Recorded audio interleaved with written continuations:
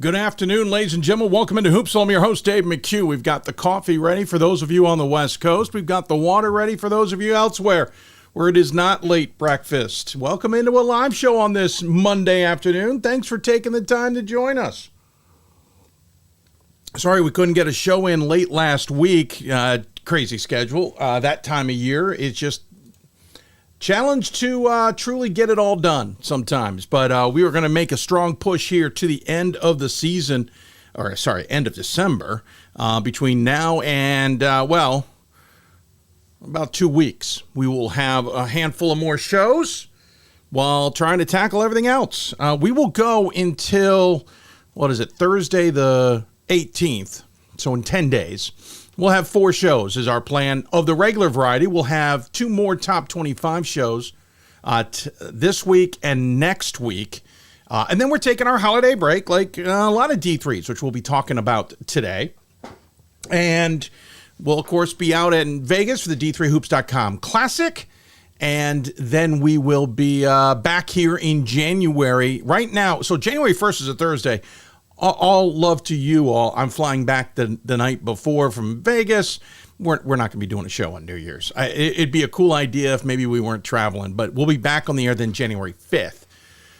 So we'll be taking about a 2.5 week break? 2.5 week break. And then it's full-on run to the end of the season with a handful of changes here and there. We're always on live Mondays and Thursdays, 12 p.m. Eastern Time. Our Top 25 show is available to all those who want to watch it live Monday evenings, 8:30. We'll be on the air tonight. Our Top 25 Double Take crew is Ryan Scott and Matt Snyder on the men's side. It's Scott Peterson and Ryan Scott on the women's side, breaking down their dubious, deep dive, and debatable picks from a Top 25. A Top 25 that on the men's side I am still in the midst of working on. Here's my sheet. You're not going to get much information off of it because most of that is last week's information. I have my top 6 in. I don't love it. I would say top 5 I'm okay with. And then it's a bunch of questions about who I put the rest of the way. It is an interesting top 25 on the men's side. Women's side, a little bit more, let's call it controlled, for lack of a better word. It's what we're used to. Women are getting more, getting deeper in terms of good teams, but still the top is the top. And since that is the case, can't get in the way of any, you can't get any shakeups where you want to see shakeups is what I'm trying to get at on the women's side. I would tell you I'd love to be a voter on the women's side, and technically I do every week. I kind of peruse just to make sure I'm on top of things. But at the same time, there's not a lot of movement. This week, the John Carroll lost to Ohio Wesleyan in a top 25 battle. Bates lost to Bowdoin in a thriller of a double overtime game, including a half-court shot hit by Bowdoin to force the second overtime, I may add. Bowdoin survived a top 25 week because they beat Colby 61-50 earlier in the week. Colby's the only one that lost 2. They lost to both Bates and Bowdoin. I think respectfully, they lost 61-50 to Bates. They lost 53-42 to Bowdoin. They were 19th in the top 25. I highly suspect they'll fall out of the top 25. They'll probably still receive some votes, but they're a team to keep an eye on. I thought they played pretty well in the week. Galvin lost an overtime thriller to Chicago, who is receiving votes. And in the receiving votes category, Gustavus, Chatham, McDaniel, Widener, and Carnegie Mellon are the only ones who suffered losses. For McDaniel and Widener, it was their first losses of the season. And McDaniel was Dickinson, 59-57. A little bit of a head-scratcher, though. Dickinson's certainly a tough team. Widener lost to Immaculata, 75-52. That point spread is probably the most stunning part of that for anybody who is paying attention. In terms of the men's top 25, this is where the chaos reigns supreme. There just isn't enough time, I don't think, to get through it all. Redlands took their first loss of the season to Chatham. Hampton-Sydney lost to Randolph-Macon 85-50, and then squeaked past Eastern Mennonite 64-62. That is not the week I expected for Hampton Sydney, who was ranked number 8 in the top 25. I don't have them in my top 10. I'm debating what to do with them. You don't want to punish them too hard for one loss, but it was 35 points to another top 25 team. I've always had the adage is if you have a team ranked higher and they win, then that's how your ranking dictated it would go, right? And that's certainly the case here. But 35 points? Is that a top 25 result? I don't know. And then squeaking past Eastern Mennonite.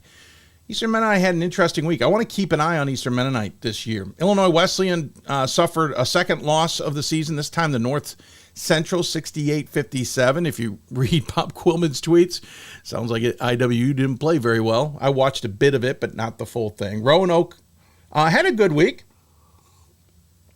Absolutely handled Guilford 98-79, and then had a terrific game against Randolph-Macon, losing by 5. Trinity, Texas lost to St. Thomas, Texas. I'm not voting for Trinity, Texas. I have too many questions about them. But now St. Thomas has made things interesting. Oshkosh lost to Calvin 89-52. Calvin went on something like a 28-0 run in that game, I think it was. I think I have the right Calvin team there. Sorry, that's off the top of my head. That's what happens when I don't write that note down. TCNJ had a rough week. They're now 5-3. Lost to Stockton 80-64 and Kane 68-64. Drew suffered their first loss of the season in overtime against Elizabethtown, then got a win over Lycoming by 3. Hood lost a back-and-forth affair with Johns Hopkins 93-89. That game was played at Hopkins. And Whitworth took their first loss of the season. They're now just 4-1. Lost to Mary Hardin Baylor 92-90. In the receiving votes category, NYU took their first loss of the season to Yeshiva. Carthage lost again, this time to Illinois Wesleyan, but in overtime, they're 4-3. Babson lost twice to WPI and Trinity. Of course, Trinity handled them 77-44. Trinity's handling just about everybody this season. They beat Babson 77-44. Western New England lost twice to Hartford and Eastern Connecticut. Williams lost to Wesleyan. That's got me debating things in my top 25 as well. John Carroll lost to Wittenberg for their first loss of the season. Elmer's had a rough week, losing to Whitewater and Wheaton. 88-72 to Whitewater, but a close one, 82-81 to Wheaton. Colby men lost for the first time this season to 3-5 St. Joseph's Maine in overtime. St. Joseph's Maine's just an odd one. Ryan certainly thought high of them. I thought they'd be a team to watch, certainly. They're 3-5 so far this season. North Park lost to Carroll. Dubuque suffered its first 2 losses of the season. Lost to Loris 84-69, and then lost to Platteville 81-73, and then Vassar took its first loss of the season to Williams. So men's top 25's all over the place. The voters are probably going to be all over the place. It's not going to be easy, let's be honest. I'll be interested to see how any of this plays out. And there you go. Let's talk about guests, shall we? We got a good list on the docket, as it were. It's not on the tote board today. We are not listing the schools that are on the show on the tote board. We'll get to that in a minute. But we have on today's show, Ohio Wesleyan. We'll be talking to All-American Macy Miller, a junior, by the way, and Cody Hartzler, the women's new coach there for the Battling Bishops. Then Lindsay Schultz will join us from number 16, Carroll women's basketball. Anthony Medina will join us from St. Thomas, Texas. A little inside the show knowledge, throwing that one together about 12 hours ago. If you're watching us live, we were putting that together around midnight on Sunday because we had another guest that understandably fell through, and then we had some email issues, apparently. And thanks to several people, we were able to get it all put together. Jared Wagner from York then will join us as well, York, Pennsylvania. Plus, I'll have my 2 cents on the proposal of a forced break in Division III coming up. I will put it this way as a preview. I get the idea. I'm not against making sure there is a break on the schedule. I don't like this version of it. Now let's talk about the tote board. We have the names of Chris, Mike, Lenny, Ann, and Scott. Earlier let's see, last week, I should say, we got the unfortunate news that Scott Guise, sports information director, director of athletic communications at York College of Pennsylvania, died after a 4-year battle with colorectal cancer. I think when he was diagnosed, and I am speaking off the cuff here, I apologize if I don't have this right, but I think it was stage 4 when he was diagnosed. Scott had an incredible fight, and then a few weeks ago, I got wind that he was in and out of the hospital. Things weren't going as well as they had been. He had been doing pretty well. And then we got the news last week, then he had died. It's the 5th sports information director, athletic communications director, however you want to title it, that we've lost in Division III who's had a major impact on this division. Chris Wentzler from John Carroll died a handful of years ago due to cancer. Mike Scala at Montclair. A lot of us, if not all of us, did not know he was battling cancer. Lenny Reich, who is a fixture all of these are fixtures, I should say. I shouldn't differentiate in any way, shape, or form. But Lenny certainly was a big influence on this Hoopsville show. He's one of our first regional reporters. He was a longtime athletic communications director at Mount Union. Of course, you have Ann up at Sage, a wonderful woman, an incredible leader in this world of sports information, especially at the Division III level. I heard an amazing story last week, from a colleague of mine in the area who said that he was he was in the running to get hired for a job up there in upstate New York, and he and Ann had talked about Ann coming on board. She would have left Division III. I thought it was a terrific story, just talking about the scope of what Ann loved to do and what he loved to do and how they were going to combine forces to make that work. Ann died, I think, in the last year or so. I've lost track of some of these dates. And, of course, Scott.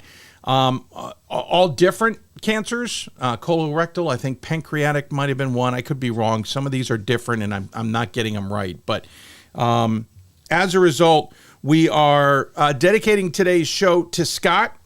And to the rest of that group of 5. Cancer indeed does suck, and it has taken too many incredibly great, talented people who were all about promoting the student athlete, promoting Division III, and doing their job incredibly well. We'll talk more about Scott later in the show because Jared Wagner, the head coach at York, who was a 2-time CAC Player of the Year at York, certainly knew Scott well. So we'll talk about his team, and we'll talk about Scott. I'll have a few more words on Scott later in the program as well. But that is what the tote board is all about today. So I hope you don't mind a little bit of a different scope of it. It was an easy decision on my part to make it happen. The only thing that changed was the bottom. Those of the inside know that I changed the hashtag this morning. I had a more on the point, on the nose one with a few letters changed. And then decided probably wasn't the best idea to have on this show. So appreciate everybody. And we're looking forward to talking more about Scott Guise and talking to all these programs later in this show. Again, a reminder, the Top 25 Double Take is coming up this evening. This is available live and initially exclusive access to the podcast and archives for those who are Hoopsville members. It's on the bottom of your screen there, Hoopsville membership, buymeacoffee.com/Hoopsville. You can also scan the QR code if that is easy for you. You can become a member. You can also become a supporter. The difference between the two is supporter, you're donating, but you're not joining a tier to get anything back from us. You get access to my top 25 ballot. You get access to this show, etc. If you become a member, it's the same idea. You either pay a yearly or monthly subscription, and you get access to this stuff. You also get access to the Off-Court podcast. I've said that will start this month. We are working to do so. It may not start with gangbusters this month. We are going to get a few off-court podcasts out the door this month. But next month is when we'll really get into our cycle. We'll start the year with that rolling. And so that is going to be exclusive access to members. You can see that show. You can watch that show. It's listen to that show, I should say. You'll listen to the podcast. Occasionally we'll put out a video version. We may release those podcasts to the public, but it's going to not happen initially. It's not going to happen right away. It's not going to be a quick decision. So if you want to hear those interviews, you're going to want to become a Hoopsville member. So there you go. That's the long and the short of it, to say the least. So much to discuss in Division III. And that Top 25 show, by the way, 8:30 tonight. That's when that show will go live. It lasts an hour. But as members and supporters, you gain access to it tonight. I will let you know that there will be one in the near future that will be available to everybody live. But otherwise, help us continue the work that we are doing. We are in our 23rd season. This is a big show. It's something we designed to be big. We want it to be bigger. We have loftier goals outside of Division 3, not Division 3, apologies, outside of hoops. And to do that, though, we have to supplement a little bit. The technology needs to be updated. There's other things involved. So help us, if you don't mind. We know a lot of you out there speak of helping to us, and we certainly appreciate that. And we hope that you will consider doing so by joining the Hoopsville membership at buymeacoffee.com. With that in mind, we'll take a break. When we come back, we'll get going with our segments. Ohio Wesleyan All-American Macy Miller and her brand new head coach, Cody Hartzler, will join us to talk Ohio Wesleyan women's basketball. You're listening to Hoopsville, presented by D3Hoops.com from the WBCA studios. Back with more after this. We've got more schools than Division I, more fans than Division II, and more upsets than March Madness. There's nearly 850 programs with over 11,000 games leading to 2 national championships. And we've been covering it all for over 2 decades. From Eastern to Occidental, from Puget Sound to Piedmont, from Southwestern to the University of New England, and from Hope to Calvin. Nobody covers Division III basketball like we do. We're D3Hoops.com at www.D3Hoops.com.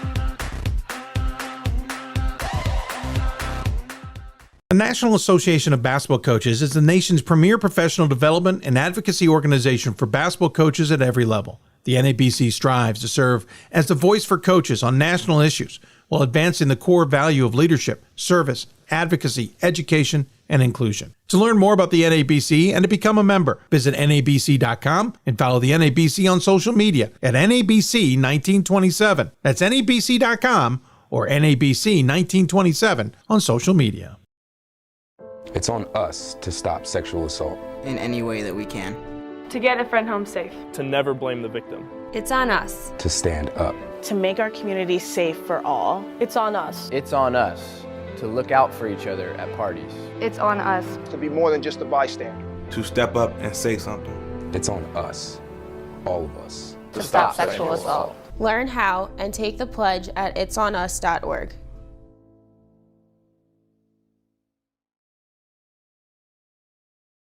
If I lose, I'll respond with respect. If I win, I'll back it up with humility. If I fail, I'll rise up with honor. It's tough for us to put it all on the line. Don't undo my hard work with poor sportsmanship. Respect. It's the name of the game. Coach of the Year, Administrator of the Year, All-America Team, Wade Trophy. The WBCA doesn't just honor coaches, but players, administrators, and much more. The WBCA strives to honor those who have contributed to the advancement of women's basketball. Celebrate the present, honor the past, look to the future.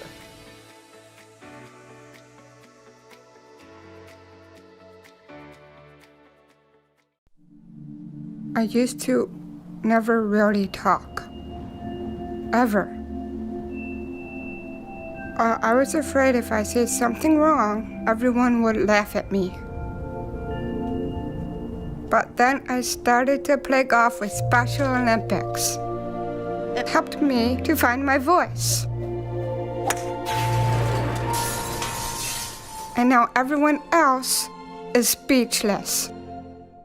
We've got more schools than Division I, more fans than Division.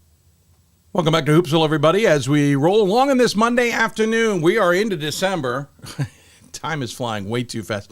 favorite time of the year for me, and I feel like the season is rolling. If you got questions for us, while I sip my coffee, you can tweet us at D3Hoopsville or hashtag Hoopsville. You can join us on Facebook at facebook.com/Hoopsville.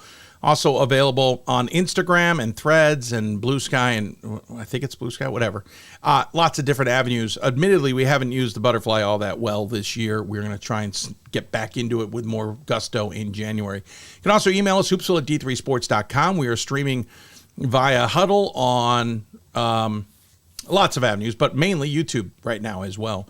And, of course, you can listen to the podcast once the show is off the air. All right, let's talk women's basketball, shall we? 5-1 on the season. A loss to Calvin, 70-45 is the only hiccup on the board. Big win in conference play over John Carroll, 65-63. 5 days ago. That's how the Battling Bishops of Ohio Wesleyan are doing under head coach Cody Hartzler. His first season at the Realm, but he's got an All-American to take over the program with. That's not a bad way to do it, if I do say so myself. So joining us on the Hoopsville Hotline to discuss it all is the aforementioned Cody Hartzler with the All-American, Macy Miller, joining us here on the show. Thanks so much for taking the time on what we will talk about is a busy schedule. Macy and Cody. Macy, thank you for your time especially. Yeah, no problem, Dave. Cody, your time, we don't care about as much. There's more to give. Let me start with Cody. This is a program that opened up when head coach decided, there were things that she wanted to do. She and I talked a lot about it last year. Just the opportunities, right, for Stacy. And so she departs. You get the chance to take over. What was it about Ohio Wesleyan that attracted you to the job? There's several things, but at the end of the day, we weren't interested in taking over a rebuilding type of situation. We were looking to relocate. We wanted to go to a tradition-rich program, and we certainly found that here at Ohio Wesleyan. And a large part comes down to the type of student athletes we can attract. None better than Macy and her teammates. That's saying it lightly. I was going to say, it's easy to not rebuild when you come in and you've got an All-American as a junior, a rising junior in Macy Miller. And obviously a program that Stacy had left behind that was in good shape. When I talked to her, she obviously it wasn't leaving because the cupboard was bare in any way. Macy, though, on your side of it, what's it like? Obviously, he knows the program. He was associate head coach at Baldwin Wallace. It's not down the street, but it is in the area. Obviously knows how well you all are as a program. What's it like from your perspective, not only the coaching change, but have someone like Cody coming in who certainly knows what you all have? Yeah, definitely. It was funny playing them in the Sweet 16, getting to look at their team and their coaching staff. But coming into this year, I think we all felt a little bit of uncertainty. We obviously have the same strong foundation in my teammates and the culture we've built. And I wasn't worried at all about that, but just not knowing who's going to lead us and what kind of plan we're going to come into the season with gave me a little bit of uncertainty. And then I met Cody and all my uncertainty went away. I was just excited for this team, and he's just a selfless leader. He has such a high basketball IQ, and I just feel confident going into the season with someone like that at our home. When you look at the season, coaching changes known and all the other elements, Macy, and you all talk as a program and you look at the board and you look at the schedule and you say, okay, what's our expectations? Is this start the expectations? Is it repeat what you did last year? Is it do improve on it? Like, how do you manage your expectations when you do have a new coaching staff coming in and that unknown? Yeah, we're obviously trying to get 1% better every day. That's something we've talked about as a team, and fundamentally, we and our work ethic doesn't change, and we just want to go out and have a strong schedule, beat the teams we want to beat, and just stay confident in who we are and what we do as a team. So no matter who's leading us as teammates are gonna help each other out. We're gonna be selfless. We're gonna move the ball. We're gonna do all the fundamental things that make us good basketball players, and we're gonna go out there and win as a team. Cody, when you come in, obviously you've had a style that even if you're not a head coach, you've developed, you know what you want to do, but all good coaches adjust to what they've got as talent? You knew what the talent was coming in. Have you had to make any adjustments? Well, Dave, from the outside looking in, we obviously got a pretty up close look at what Ohio Wesleyan was all about with our time at Baldwin Wallace. But to Macy's point earlier, and your point, Dave, too, that while the cupboard wasn't bare with talent, it was just inexperience. We graduated 8 seniors last year, but we have 6 that they just haven't been in roles that a lot of people have known about. So really, like, we took advantage of the 8 non-traditional practices that we get, and to really develop a sense of what the talent is and how to best fit the pieces together. So early on this year, it's still a moving target of what our execution is going to look like, in part because we've tried to design what we do to leverage our strengths and limit some of our deficiencies. But what we understood from day one is how committed this group is to working hard and doing things the right way. And they play hard, they play together. They're incredibly bright. They process information extremely well. So that's been the byproduct of the product of our success. And hopefully, as we continue to develop as a team and refine our strategies and our identity, we'll continue to execute even better. We think our best basketball is still far ahead of us. And most I talk to would say that your best basketball, hopefully, is always ahead, because you're always looking to improve. You're always looking to get better. You're always looking to peak at the right time. Otterbein was the start, got a 10-point win. Then that loss to Calvin on the road before beating Hope. Interestingly enough, nice little back and forth there on back-to-back days. Wins over Heidelberg, Ohio Northern, but that John Carroll one is the one that jumped out at me, Cody, because you start conference play, even though you won't get back into conference play until the new year. You start with a really important win on the road. Is this the kind of way you expected this season to start? Is it maybe exceeding expectations? Well, we have established some outcome-based goals as a team, and we're continuing to refine them as we get to know each other better. And the expectation in a place like Ohio Wesleyan is that, yeah, you're going to be in the conversation for a conference championship year in and year out. And that's saying something in the North Coast Athletic Conference, which has quickly become one of the best women's basketball programs in the country. I think we're looking at a league that's probably looking at a 3-bid league this year. And to be in the running for that means you're a national tournament contender as well. So that's the overarching standard of this program, regardless. And that's been the case throughout its history. We're celebrating our 25th anniversary of going to the Final Four. We've been to 3 straight NCAA tournaments. So that's why players like Macy chose to come here, is to play for championships. It's the reason why our staff came here and chose to coach here, because you can compete against the best. So that is always kind of the expectation with this program. Macy, we mentioned again All-America as a sophomore, 4th team on the D3Hoops.com. You're in your junior year. We should point out, everybody, she didn't start a game her freshman year. She started every game since. You've always been a threat in dual ways, both scoring and rebounding, for example. But this year, points are about the same. Rebounding is significantly up, at least on the averaging side. What's the mentality from you and your teammates coming in? Having had last year is that near miss in the Sweet 16 with Baldwin Wallace, but also with a coaching change. How have you changed your role is what I'm trying to get at. I think I've just worked really hard over the summer trying to figure out my biggest weaknesses, and I think I've improved a lot over the summer. But honestly, I think anything that you get from me is a testament to my teammates and how far they push me during practices. Obviously, rebounding is going to win games, and I have 2 of the best rebounders with me on the court every single day. So they push me to do better. They push me to get our stats up rebounding wise, and yeah, I think it's just a testament to what they do for me. obviously the team's important. You point that out. Yet looking at rebounding, there's 3 of you. As you said, Griner and Herbert are averaging almost 9 rebounds a game as well. But also, it's everybody. You're out rebounding your opponents by more than 7 per game. And there's a number of people who get the boards. And obviously that's important. But what else is the secret to the sauce, Macy? What's making this team tick, as it were, and succeeding at this juncture? I mean, I'm just playing the game I love with the people I love. We're a family out there. We all love the game, but we love each other more, and we're selfless.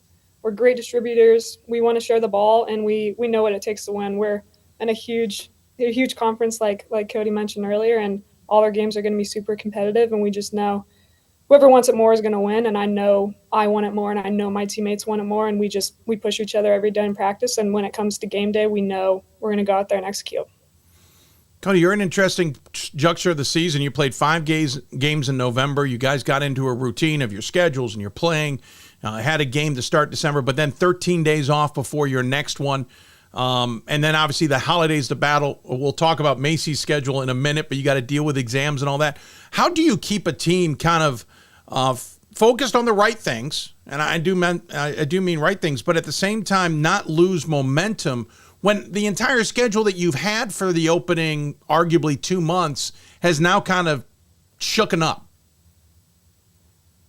Yeah, I appreciate you bringing up the main thing, because that is something about attending a place like Ohio Wesleyan. It's one of the premier liberal arts schools in the country, especially for undergraduates. So, I mean, our kids want to come here for championship experience. They're also coming to Ohio Wesleyan to interact with the best faculty in the country. So we do want to give them enough space to thrive academically, because, I mean, our kids are going to go on and be doctors and lawyers and millionaires. So that's we always want to keep that in perspective. And honestly, we've tried to break up the semester into 5-week goals, and it's worked out that way pretty well. We had some specific goals for November, that what we needed to accomplish as a team, and now we've got some for December.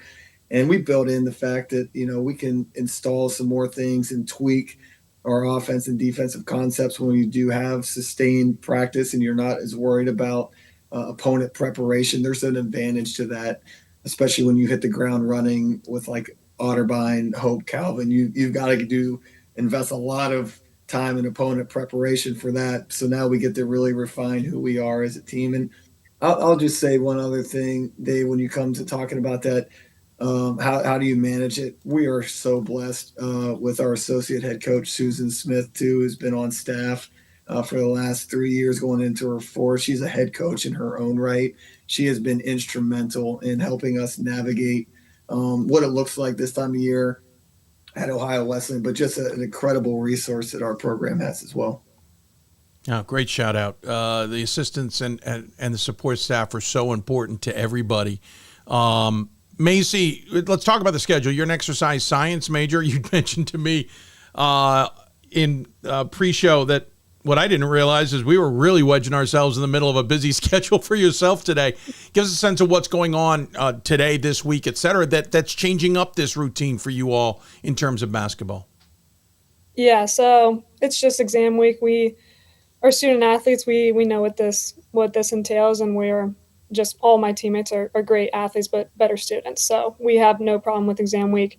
We know we're going to get our work done in the classroom and come out, and basketball is just a way to relieve some stress and come out and change your mindset and just try to put it all out on the court, give everything you got. And also, we've had a couple of games, in our belt, and we know what we need to work on. So even when exams end here and we have a little bit of break over winter break and we're not doing any classes, like, this is a perfect time for individual skill development. Like, I know what I need to step up in my game, and this is a perfect time to do it. I have all the time in the world, so I'm grateful. Macy, for you it. mean you're not just sitting on the couch and watching some bingeable TV and just shocking, enjoying Dave, life? I mean, that's what I would be doing, but there's a difference between the two of us. Also, that wasn't available when I was a student athlete, or I might have been in some trouble. Macy, we should point out you had 2 exams today, one earlier, one later. There's an adage that if you don't know it by this point, you're not going to know it. But at the same time, I appreciate the time you're taking to wedge us in the middle. I'm curious, though, what are the exams earlier and later? Women's and Gender Studies is later, and then we had our senior seminar this morning. Oh, okay. So nothing huge, Dave. You're not. I'll take your word for it, Macy. I'll take your word for it. Every exam was big in my head. Let's talk about the head. Again, big win over John Carroll on the road, 65-63. But the road ahead, even if it's non-conference, is not any easier. You got Capital at 8-0. Barry, who's a pretty good squad, 18-win team the last couple of years, they're sitting at 5-4 right now. Simpson, who's always dangerous to pop up. Brian Nemeth, you never know what they're going to have, 3-3. And W&J on the other side, 7-1 before you get back into conference play, Cody. This isn't so ho-hum holiday schedule. This has got some teeth to it. Yeah, I think it's such a reflection of the great basketball in our region, where we are traveling down to Nashville for the Classic, Music City Classic over before Christmas, and then hosting our annual Hoops for Hope. But yeah, we don't have to drive far to find really good talent in this region, or really talented teams. And to Macy's point earlier, it's like this will equip us for our conference play.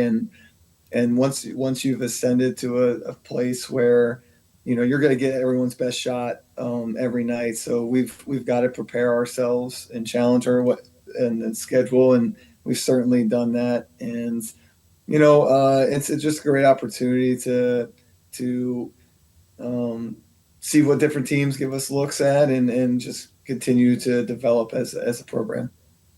Macy, this schedule, or I should say this conference, keeps evolving a little bit. You certainly knew that DePaul has always been a program that's dominated. You guys win the conference last year. We mentioned John Carroll being a conference game. Yeah, it's a conference game this year. This conference has changed and flowed and all that. What's it like to play in the NCAC? I mean, these programs are just super fundamental. They have great coaching staff. All the players are amazing. It's funny to see people year after year and see how they develop and build skill, and they just have a strong foundation, as do we. So when you look at conference play, you look at, what the other teams are going to bring, and you have to look at yourself and your team and what you're going to bring every single game, and that's what you got to focus on. So over this next break, we're just going to implement different things, look at ourselves and what we really need to work on, and that's going to translate during the game, and it's going to work out for us. I know it. Cody, circle back on you a little bit on your history. Kutztown graduate. We don't usually hold anything against any D2s that we talk on the show. You made the wrong choice. We understand that. You learned from it. You are in D3, but we should point out, by the way, you were an All-American in indoor high jump and a 4-time all-conference selection in track and field. Basketball obviously has been your niche in coaching. You've been an under 30 honoree by the WBCA. And again, had great success at Baldwin-Wallace. What is it about Division III that you found to be your place right now? I think it is the best and purest form of amateur sport that we have left, Dave. I think in a world where college athletics, even high school, has become extremely transactional, you could still make a transformational change in people's lives at this level in ways that you can't anywhere else, because it is about the student athlete experience. It is about developing these young people from 18-year-olds and then seeing them walk across the stage as 22-year-olds. That model still has a lot of value in today's society, and it's something that we believe strongly. Ohio Wesleyan's always been about developing and empowering the young women in this program, and we can do that in ways that nobody else in the country can. So it's just an honor, honestly, to serve it in this level at this specific university, at this conference, because it's what college athletics was supposed to be all about. And it's a badge that we wear with honor. I'm out of time, Macy, but quick question. What is it about Division III that attracted you in the first place?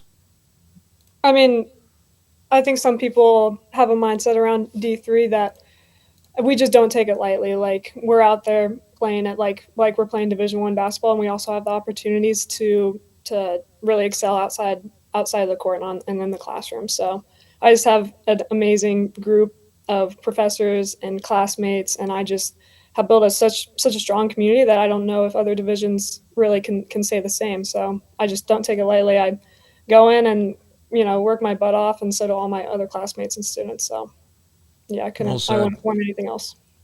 Hey, well, I appreciate the time you all have given us. Thank you so much. We have a tradition on this show. We always give the guests the final word, though. Macy and then Coach will go in that order. Any final thoughts you want to share with those who may be tuned in?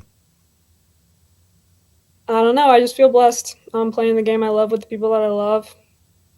That's all I got. Perfect. Coach?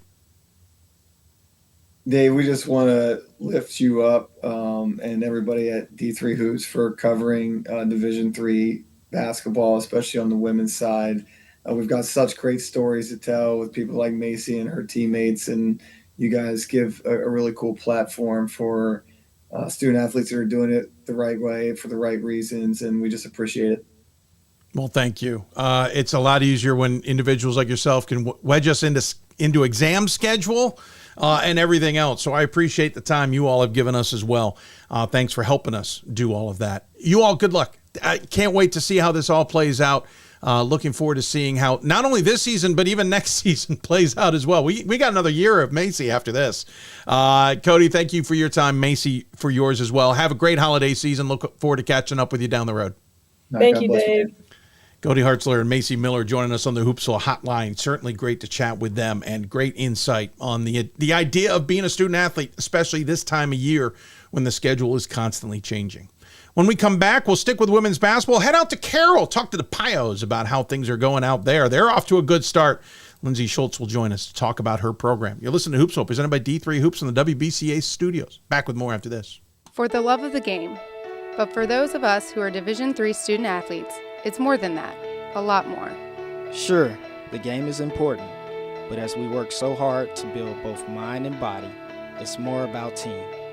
That is why NCAA Division III teamed up with Special Olympics, and in giving the gift of sport to those for whom it seemed an impossible dream, we are working to make this a better world. Help us keep that dream alive. You can make a difference. We are the coaches of women's basketball. We are leaders and teachers, dreamers and winners.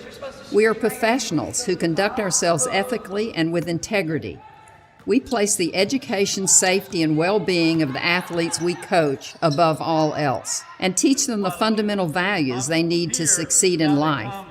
We are coaches united for the good of our game and those who play it. We are the WBCA.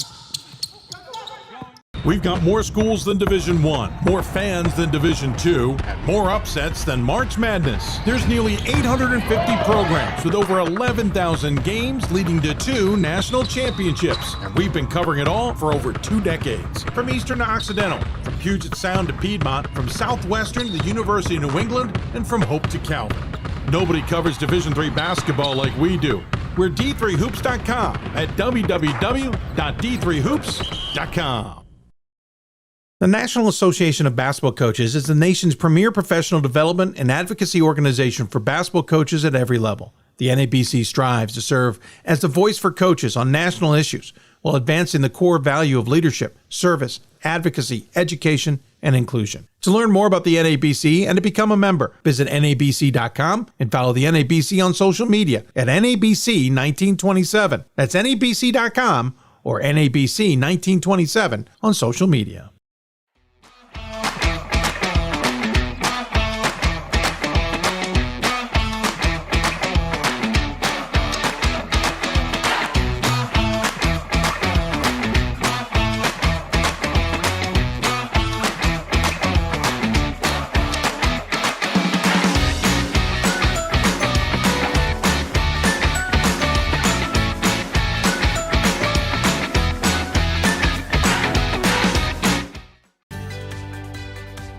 Responsibility is being accountable for your words and actions, first and foremost. It also is an obligation to be a positive influence in the communities around you.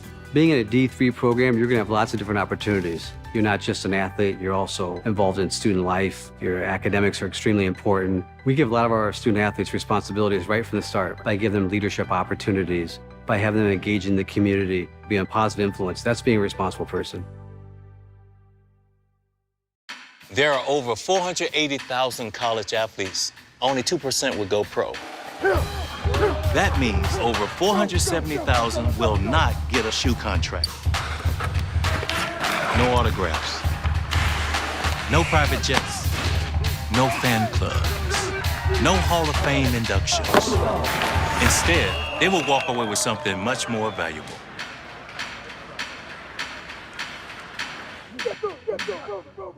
I did receive a non-athletic scholarship upon entering school. I got the presidential scholarship, which was huge for me. I think there's more opportunities for academic scholarships in Division III. I did receive academic scholarships. Just being involved on campus, being a leader, all those things combined kind of get me recognized. It's a great experience for me.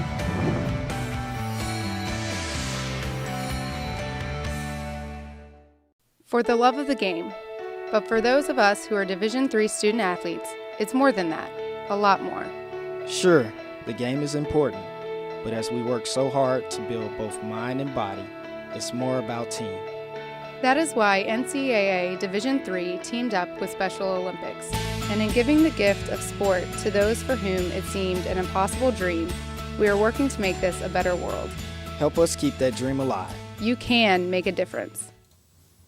Welcome back to Hoopsville, everybody. As we continue on this Monday afternoon, if you've got questions for us, social media information all at the bottom of the screen. If you're listening to us on a podcast, you probably know it all already. At D3 Hoopsville or hashtag Hoopsville on your Twitter, Instagram, Threads. We're also at Hoopsville on Facebook or just /Hoopsville. Hoopsville at d3sports.com is your email address. Of course, don't forget about buymeacoffee.com/Hoopsville. Become a Hoopsville member. Gain access to the Top 25 show, live access to it, and the podcast there, and the future off-court podcast upcoming in the near future. Sticking with women's basketball, let's talk about the CCIW, shall we? Carroll Pioneers are already into conference play. They're one of 3 teams who are undefeated, along with Illinois Wesley and Elmer, something the men's side can't necessarily say, as the men love to not have an undefeated team in conference action. But Carroll's 7-2, Illinois Wesleyan 6-2, Elmer's is 4-2. Carroll has lost to Oshkosh in the opener by 3 points, not 3 games. It's not baseball. And Whitewater by 11 points. Really impressive wins in between St. Norbert, Beloit, Wartburg, Chicago, Ripon, Wheaton, Carthage. So it was perfect time to bring in Lindsay Schultz to talk about what is going well for the Pioneers. Joins us on the Hoopsville Hotline to talk about her squad. Coach, welcome to the program. Thanks for finding some time. Thanks for having me. Absolutely. Again, 2 losses, okay, both to WIAC schools, both, good WIAC programs, right? And we know Oshkosh is darn good, and we always know Whitewater is going to be in the conversation. They're a combined 12-1. You're in those games, and now you've gotten into conference play with 2 wins over Wheaton and Carthage, both by double figures. This is a pretty solid start to the year. Yes, it is. When we built our schedule, we really wanted to challenge this group. Opening game being Oshkosh, who was ranked top 5 in the country. It was going to tell us what we were made of. I thought we executed really well in that game. We had a tough third quarter that was hard to recover from. But even so, we had a chance at the buzzer to send it into overtime. We had 2 3-point looks. So we were right there in competing with them. And then, you have teams like Chicago, who's receiving votes. Their MPI is really high. Same with Ripon. Those were huge wins for us to gain confidence. And then again, being tested with another UW school in Whitewater, I thought, for the majority of the game that we executed really well offensively and defensively. I think there was a lapse at the end of the third to start the fourth, defensively, where they got us with some quick threes and kind of, stretch the lead a little bit. And then that was hard to recover. But I definitely think our group has been tested so far in the non-conference and then going into the conference season. So we're really happy as to where we're at. Looking at the schedule in terms of statistical perspective, it's not like you really overly played horrible. I mean, Oshkosh, you shot 47%. Whitewater, you shot 42%. Yeah. Maybe outside shooting in those two games is something I know you'd probably love back. 3 and 18 from outside the arc against Whitewater, but free throw shooting was solid. The only game that actually has stats that are like, is the Beloit game, and you won that. So in a lot of ways, you're playing well, and the game that you maybe didn't well, you found another way to win. That's usually a really good sign of a team. Yeah, I mean, I definitely think this group definitely finds a way. I think they pride themselves on execution. But yeah, I mean, Beloit, we kind of had a rough start, and we kind of had to figure it out. First home game, a lot of excitement. But then, we've had some of our shooters get really hot in those first, few games, and then they would go cold for maybe a game or two, and we would just find a way. So yeah, I think this team has kind of figured out that like we're committed to kind of grinding it out and figuring out like what we need to do to win. Rippon's a one game. I think they'd love to not see you again. You shot 60% for the game. What's interesting about that 60%, 9 of 12 in the opening quarter. Yeah. 5 of 12 in the second quarter. 5 of 12 is what anybody would kill for. That's 42%. But then 9 of 14, 8 of 13 to finish 31 of 51. Talk about a game where you're hot shooting, but then you come back in the Wheaton game and you still shot 40+% from the floor. This is obviously a team that feels really good on offense. Yes. At the flip side of that, you've had some challenging games defensively in terms of that you've gotten some high scoring games, but they're not abnormal. Like, is the secret the offense? Is the secret the defense? Great question. I think our secret is, if you go for a 40-minute game, we can execute offensively for 32 minutes. We might have 8 minutes here or there where we kind of hit some lulls. Defensively, at times our defensive execution is so good. We can turn teams over. We can get them out of their sets. But then can we do it for 40 minutes? And so we're trying to find the balance of like our execution on both sides of the ball for 40 minutes and do it consistently and not get these little lulls. Like I thought there was a time we go up 15 in our last game, chance to put them away. We turn them over, then we turn it over. So there's some things with this being early in the season that we would like to clean up in terms of that consistency and execution. And so that'll be our focus, going into, we have 2 games coming up in Florida, before the break. Yep. Ahead of you, you've got WPI in Daytona, and then you have WNL. We'll talk about WNL in a second. WPI, those 5-2, they're having a good season. Yeah. Their 2 losses are to Clark and Bates. They're rolling nicely. Maine Maritime will be their other opponent down there. But you do have WNL. You have the Generals, which may have one of the best players in Division III, at least all-around players for Brittany Kemp's squad. I know we're not looking too far ahead, but it is on the radar. It's part of those 2 games that you guys will be playing in a little over a week and a half's time. What are you expecting from them, and what can you take from games like Carthage, Wheaton, Ripon, Chicago, where else that you can ready for those 2 opponents? Well, I think first, like this first part of the week, the Monday and Tuesday, we're going to fix the stuff that we learned about ourselves from last weekend. So kind of one of the things we want to clean up is, some of our things on defense, like whether it's O-boards, which Washington and Lee could really hurt us on if we don't clean that up. But then also like our help side, just some dealing with some of our switches. And then offensively, we have a pretty dominant player, Natalie Gracious. Every single team has played us differently because of her.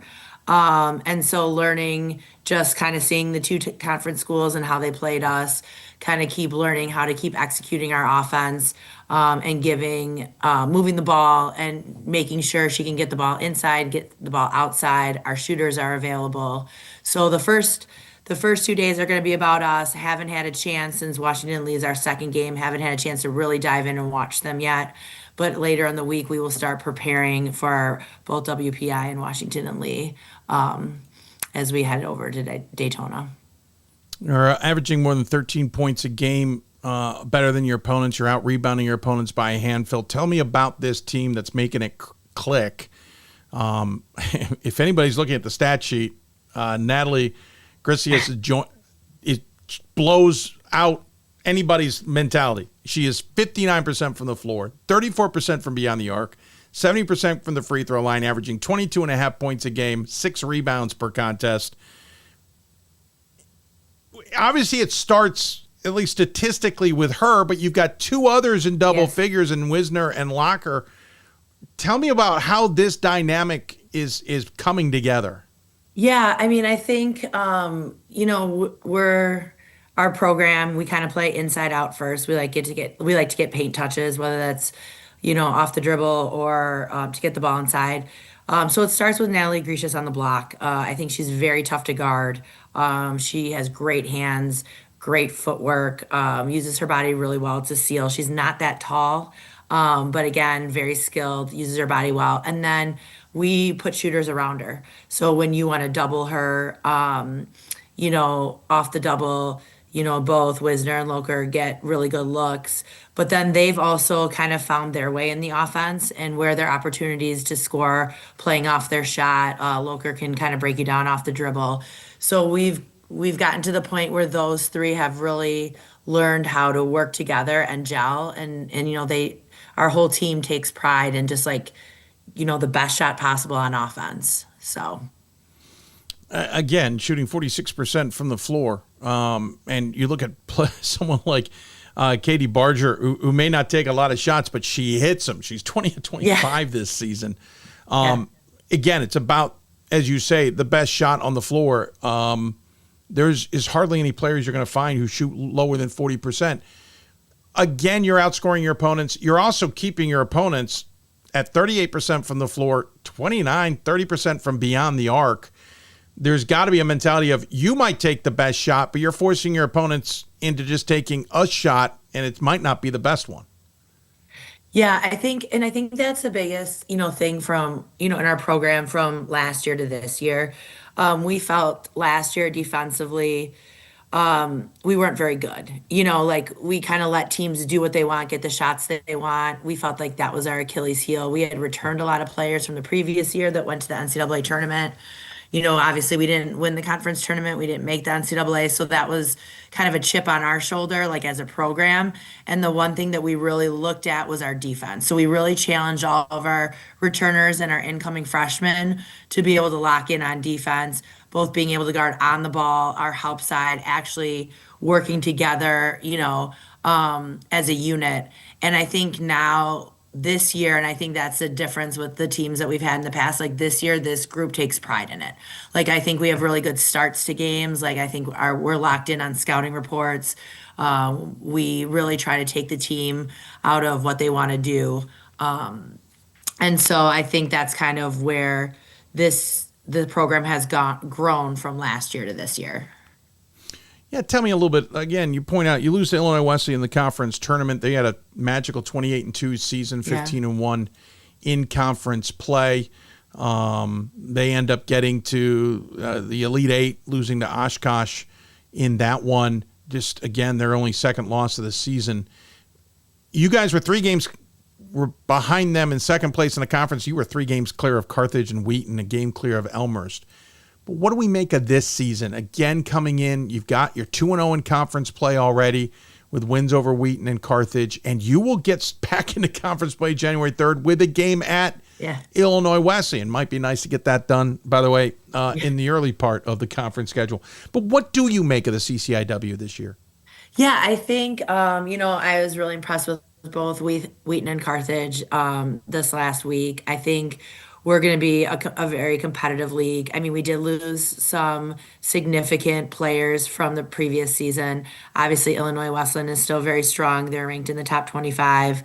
But all the schools are getting better. We've gotten some new coaches. They've got their players in. They've developed their system. I see our conference really being a competitive conference and continuing to grow and to be one of the better conferences, not only in the Midwest, but hopefully in the country. Lindsay, we just talked to our last guests about it. I'm kind of curious where we are in that stretch where it's about changes to the routines, because you've gotten into your routine of practices. You've gotten into your routine of of games. Oh, by the way, we're now got a break. Like you're going 2 weeks essentially between Carthage and WPI. Then you'll go another week and a half or so between W&L and Illinois Wesleyan. There's the holidays, there's exams, there's all that. How do you manage that as a coach and manage what you have for your team while they're balancing the demands of exams and everything else? Yeah, I mean, I think after we got past Carthage this weekend, my assistant and I, we sat down. We kind of looked at the first 5 weeks with the tough schedule we had. We do a lot of prep work for games for our kids to be able to execute scouting reports. So 2-day scouts.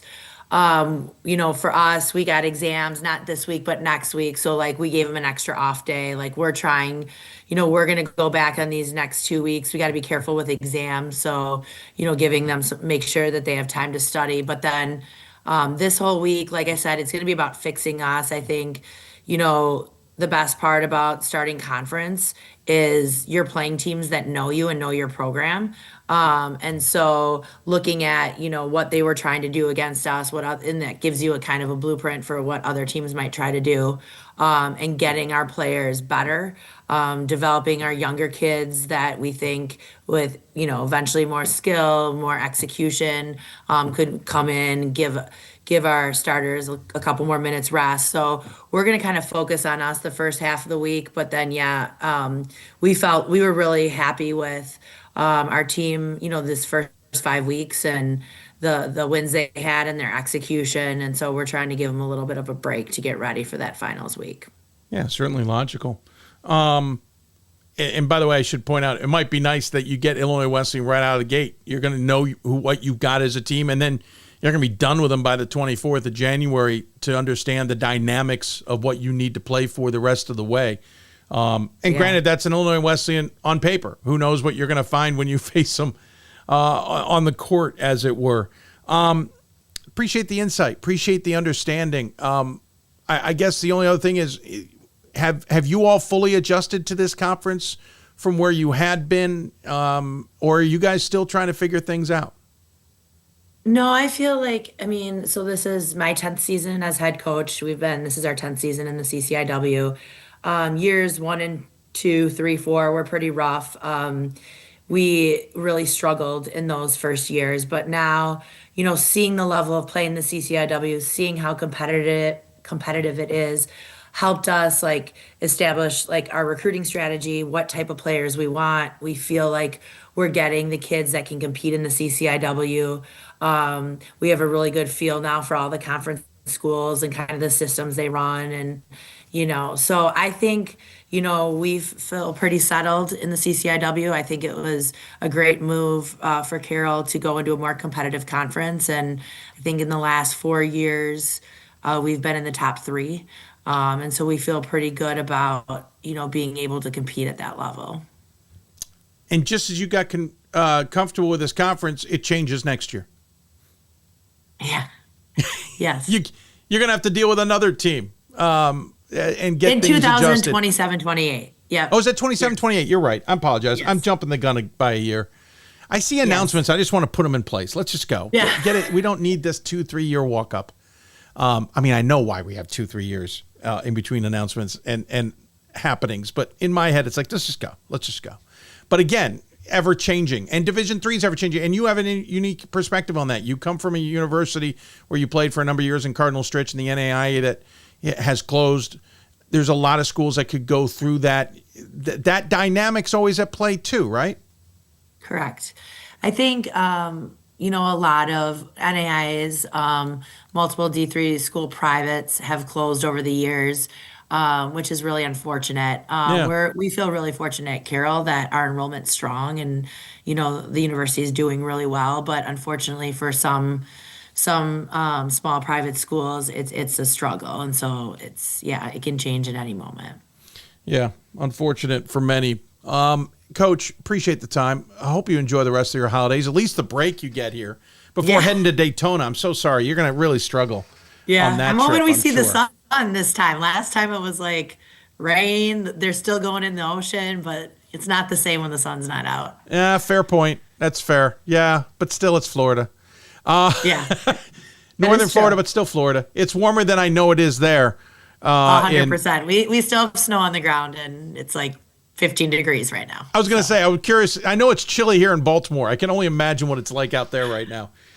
Coach, appreciate the time. As always, though, we give the guests the final word. Any final thoughts you want to share with those tuned in?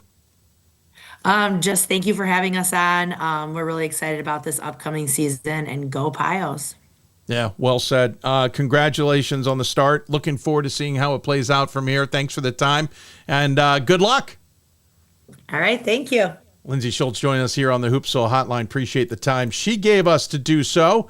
That team is looking good. That CCIW race is going to look awesome, too. I can't wait. The men's race gets a lot of attention, but I think the women's race sometimes might be even better. I don't know how it's going to play out. I have no idea. There's too many changes this year, but the Pios are going to be part of it. We'll take a break. When we come back, switch gears, talk men's basketball. We're going to go down to sunny, warm Texas, to Houston, to talk to the Lions of St. Thomas. You listen to Hoopsville, presented by D3 Hoops from the WBCA studios. Back with more after this. We've got more schools than Division I, more fans than Division II, and more upsets than March Madness. There's nearly 850 programs with over 11,000 games leading to 2 national championships. And we've been covering it all for over 2 decades. From Eastern to Occidental, from Puget Sound to Piedmont, from Southwestern to the University of New England, and from Hope to Calvin. Nobody covers Division III basketball like we do. We're D3Hoops.com at www.d3hoops.com. I believe sportsmanship is a mutual admiration and respect for your fellow competitors. We all go through a lot to reach the point where we compete against one another. It's important to realize that. So once we're finally on the field or on the court or on the starting block, we look at each other as fellow human beings and not just competitors. Being able to recognize the hard work that other athletes are putting in creates a more positive and inclusive environment. We are calling you, all of you. We are calling all Division III schools to join our cause. It's on us to start the change. It's on us to be the change. It's on us. It's on Division III. It's on all of us to stop sexual assault.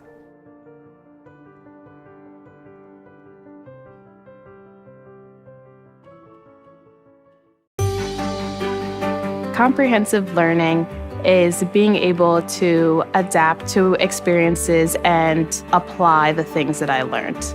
Being an athlete and juggling academics helped me grow as a person, and things that I've learned, I was able to apply it in another field, putting them into everyday life. Developing comprehensive learning helped me prioritize certain things to make sure I get to where I want to be.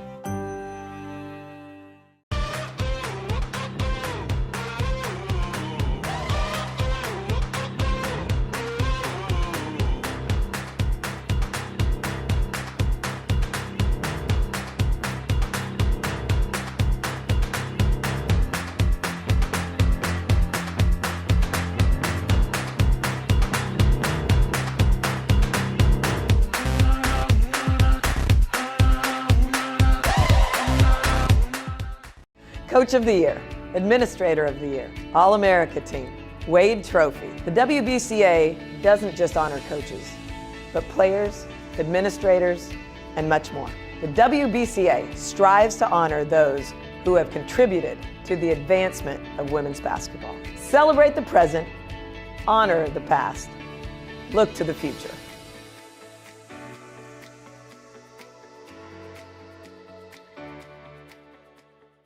For the love of the game. But for those of us who are Division III student athletes, it's more than that, a lot more.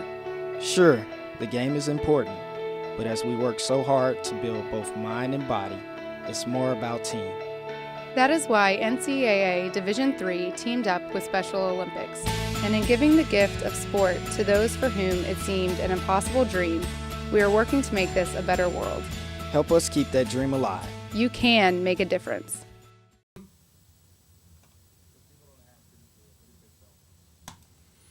Welcome back to Hoopsville, everybody. As we continue to roll along on this Monday, so much to talk about. We'll explain, if you don't know about that sign, a little bit later in the program as well.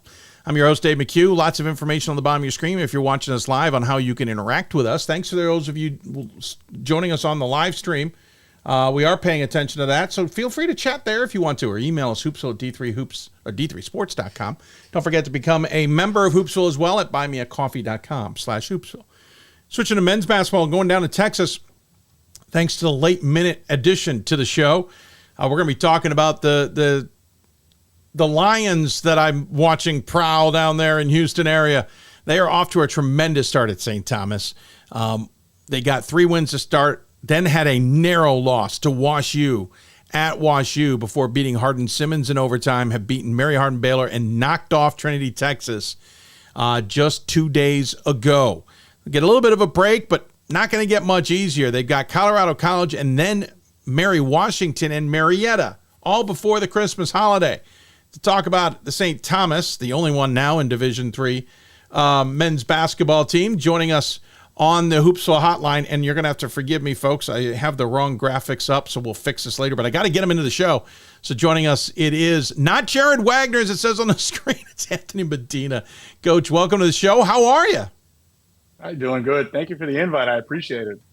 Well, thank you for joining us. I appreciate that because as people don't know from behind the scenes, I did it the hard way. We asked you at the very last minute. Listen, this team's doing awesome. There's no other way to describe it. And I think it comes off of a couple of years where you all did really well and you thought you had a better finish ahead of you. What's the start of this season been like? It's been good. We've been better offensively than I anticipated. I thought we'd be solid defensively. I kind of knew that. We had really good pieces back with experience. And then with the addition of the transfer, we had a couple guys that have come in and played really, really well. So just trying to keep it going with them, but trying to build on what we're doing defensively already. You look back at the last few years, we should point out, haven't been in Division III all that long, but have certainly made an impact. 23-2 the very first year. In 21-22, you're back to 22-5, 23-4, 20-7, 26-3. You're in the SCAC race. The most losses you've had are 4, and that was 2 years ago, 15-1 last year. But you look at those seasons, and they don't finish the way I think you all expect them to. Granted, last year, got in the NCAA tournament, lost to a tough Hardin-Simmons squad by 2. But this year you went out there, and it looks like you went out with the mentality of kind of testing yourselves. That trip to Missouri, to St. Louis, is telling. A 1-point loss to WashU. How do you grade that trip? How do you grade those results? How do you grade that start in the eyes of how this is going to prepare you for the rest of the season? Yeah, absolutely. I didn't know what to expect with Whitewater, just because we hadn't seen much of that conference. They shot the ball well. They've been playing really well. We're their only loss on the year. And so I think they are a good team. I think we did a good job adjusting to what they did offensively and gave us an opportunity to really learn some things about ourselves, especially in our defense with a 5-out, because they like to play their 5-out. And then you flip on the second night and we play WashU, and they popped us early, and we did a really good job of responding. I'm not sure if you've seen the shot, but the shot that they hit to beat was a really tough one. And so when you look at, competing at the highest level or seeing where you land or how good you really are, to lose on a shot like that on the road, off a back-to-back, to the home team, it's good signs for us. But none of it really means anything for the end of the year right now. It's just proof that we're capable. Sure. So we just have to keep moving. Yeah. Yeah, I don't mean to glaze. that would be my big thing. And then, yeah. Go ahead. No, please. No, absolutely. If you look at the way that we played in tournament settings, 2 years ago, the year we lost 4 games in SEAC play, we played that Claremont team, and they were good. Man, they were good. I thought that was a really bad matchup for us as it was, because I thought they were really good. The way that we like to play defensively is aggressive, and for them, they had a good post player, and then they had a couple kids that could really shoot it. And so they were a really tough match for us. I thought last year, the Hardin-Simmons game it could have gone your way. Obviously, a 2-point game at home. That is proof to us that we are moving in the right direction, but we're also learning about ourselves. Like, what are the things that we're missing to compete at the absolute highest level? How do we take the next step? and put ourselves in a conversation to move into the Sweet 16, Elite Eight, Final. Yeah, I didn't mean to glaze over the Whitewater win, a very good one there at WashU as well, 81-73. Hardin Simmons is a very good team. I think there were high expectations from Matt Brackett. There's a lot of questions about the 5-game straight loss. Concordia, Texas Lutheran, Texas, St. Thomas, Trinity, and Concordia, all the Texas squads. Yeah. And what that means. Mary Hardin Baylor is 4-3. You got a good win over there. And then that Trinity, Texas team, a 6-2 squad now that you've knocked them off. This is really a good, as you said, NCAA quality squads that you're going to face at the end of the year. There's so many coaches who talk to me and say, hey, I want to give my team the idea of who these opponents are, the kinds of systems we're going to see, the offenses and defenses, all that. So when we do have a conversation in March, it's like, do you remember so-and-so? Or you might be playing them again, that there's familiarity. Is that kind of the mentality? To be honest, we're always just looking for the best competition we can find in the non-conference. Sure. Just like every other Division III team in the country, it can be tough, right? Because you're looking at regional, 2 conferences down here, right? So like in our area, I don't mean in our region, but there's only 2 conferences down here. And with the ASC falling down to 4 teams, it makes it really hard for us to get games, which actually turned into a major benefit. That's how we ended up, pursuing the WashU opportunity. That's how we ended up pursuing that opportunity at Trinity to take Marietta and Mary Washington. Honestly, at the ASC, we're still filled with, 8, 9, 10 teams. I don't think that it would be that way. So it's actually been beneficial for us. A little tougher to get games, but it's been beneficial for our scheduling overall because it's created more opportunity.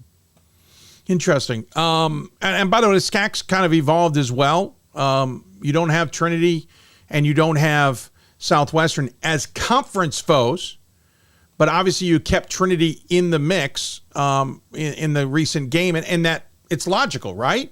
And by the way, you'll see a little bit more of them coming up as you'll head to San Antonio to play Mary Washington and Marietta. But that evolves a little bit of the conference. The SCAC's grown, to your point, that the ASC has shrunk, so you're playing those opponents, but now it's conference play.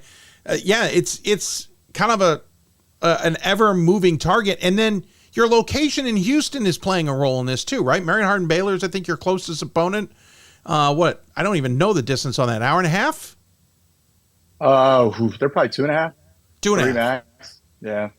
So, that entire conference, Howard Payne is probably 6 hours, 6.5 hours. ETBU's 4.5. I mean, they're not bad. We're pretty much used to that because it takes forever to get anywhere in Texas anyway.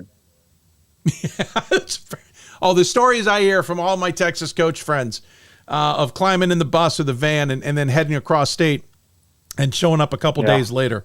I've driven across it in one drive. It is a long haul, admittedly. The I-30 to I-20 to I-10 route is a beast. So what is it about this squad? Because now you're sitting here at 6-1. There's plenty of talk of whether you'll be in the top 25 when the poll comes out later today. You've got Colorado College in conference action ahead of you in a week, or by this point, 5 days. And then you head to San Antonio on the 20th to take on what seemingly is a very good Mary Washington team with a Marietta team under a new head coach. It's going to be tough on the other side. And then, by the way, Colorado College on the other side of that. We're sandwiching Colorado College here. They're the bread. What is the mentality right now of this team? The expectations are now high. How do you keep everybody kind of on focus in the locker room? Yeah, it's always the same. It's always the same. We're so process driven. So, we played on Saturday. We were off yesterday, and we start the day with film and have a conversation about all of the breakdowns that we have defensively. That's where we begin the day. And so just talk about the things that need to tighten up. Is there anything that we haven't talked about yet? And just keep focusing on developing ourselves, and then just trust that that'll be either good enough or not once we get, in front of somebody. Colorado coming up. The interesting thing about Colorado, they're 2-5, but they got a bunch of tough games on their schedule already. They got beat by WashU, and then they turn around and play Chicago close. I feel like they've had a good schedule to this point. Mm-hmm. And so they are not somebody we overlook at all. But I do see Mary Washington on the other side. I'm excited to see film on Kai Robinson. I don't start until the game before ends. So I haven't seen the film yet, but I've heard he's fantastic. So I'm excited to start that process. Talk to me about this squad. You've got 3 seniors on them, and 2 of them are in your top 3 in scoring, but it's a junior and Angel Johnson leading the way at 13.6, shooting 50% from the floor. It's senior Andrew Adebo. Adebo? Yep, Adebo. Yeah, Adebo. That was last year. Okay. Adebo's shooting 57% from the floor with 233 total shots, 35% from beyond the arc. He's 81% from the floor. He's averaging 13.4. He and Johnson are basically averaging about the same. Adebo's pulling down 7 boards on top of that. And then you have Marion Williams as well, another senior, 10.5 points a game, shooting 38% from the floor. Obviously, it's that trio and a junior and 2 seniors. But what is it about the rest? What's it about that trio, about the rest of these guys that is kind of coming together, that's kind of working, and whatever the mentality is there in Houston? Yeah. I mean, the guys you just named, so Debo and Angel and Marion were seniors for us last year that we had to replace. And so, coming into this year, it was really important. Oh, sorry. I have last year's stats up in front of me. That's weird. That's okay. I was trying to help you out on that one. I'm trying to figure out how in the world. Debo. There's no link. Bear with me while I 66 just cheat and get into it. I was about to say something seemed weird about that. I was looking at way too many games. Yeah. There we go. Do we start over, Coach? So now you're seeing. I'm looking at Corey Thompson now at 15.8 points. There it is. Oh, Lord. Sorry. I trusted the link on the website. Junior and Corey Thompson. So I'm so right. He's leading the way. Garrett Rogers only has played once. Reese Allen is a senior at forward at 10.3, but Thompson. All right, so we'll talk about those guys. Sorry about that. Not a problem. So Angel's, he's a senior. And then Reese is back. He's a senior. And we added a couple juniors, Jaden Ross and Corey Thompson. So those 2 transfers have been really big. What we recognized in our team from last year was that defensively we were good enough. But in terms of shot making, we had a huge deficit. And so what we were trying to find was the best shot making, like defensive combination players we could find. Feel really good about Corey. He's down right now. He had a busted nose. He broke his nose against UMHB. And then Jaden's actually down right now. He tore his labrum in his hip against UMHB as well. They both went down in that game. And so, but with those 2 guys, they really help change who we are offensively without getting up too much on the defensive end. Corey's still really good. I think he leads the team in steals. And Jaden's tough as well. The combination of the returners that we have, plus the transfers who can put the ball in the hole, has been really good mix. It's, for us right now, it's can we get those guys healthy and can we get them back on the floor before we see too many opponents? Because that's the big question right now. It's interesting when you look at, and maybe this is the dynamic of this team, right? And what you all are trying to accomplish. You look at Angel Johnson, who we were talking about from last year's stats. 13.6 points a game last year, 3.8 rebounds. He shot 50% from the floor, 40% from beyond the arc, 79% from the free throw line. I know it's only 7 games in, but 9.9 points a game, 3 rebounds per contest. His assists are about the same, about 4.5, 5 assists per game, which is remarkable. 43% from the floor. He's only 3 of 11 from deep this year, and he's not getting to the free throw line all that often. Is that the dynamic of changing with what you've got and what you have, that you don't need to rely on him to lead the way in scoring because you've got other elements? And then how do you talk to a guy like Johnson and say, I know you led the team in scoring last year, but we don't need you to do that? Angel cares about one thing, and that's winning. It's we didn't even have a conversation about it. He watched Corey, spent some time with Corey. He knew Corey because they're both from Houston. And so when he saw Corey coming in, he knew that we had another guy that could put it in the hole. And then once we got started, you could see that Jaden was capable. And really, there was no discussion. I mean, Angel understands that his primary responsibility is to do what it takes to win. And last year, it required a little bit more aggressiveness offensively. This year, it's a lot more of just running the team and making sure guys get the right opportunities at the right times. Interestingly, I think he'll end up shooting a higher percentage from 3. His volume's so low right now. I do think he'll end up shooting a higher percentage from 3. And I do think he's going to average more assists or have more assists as the year comes on, as he continues to get a feel for these guys that are brand new. Garrett being a transfer, Corey being a transfer and Jaden being a transfer. That's he's averaging 4.7 assists per game, and you think he can have more.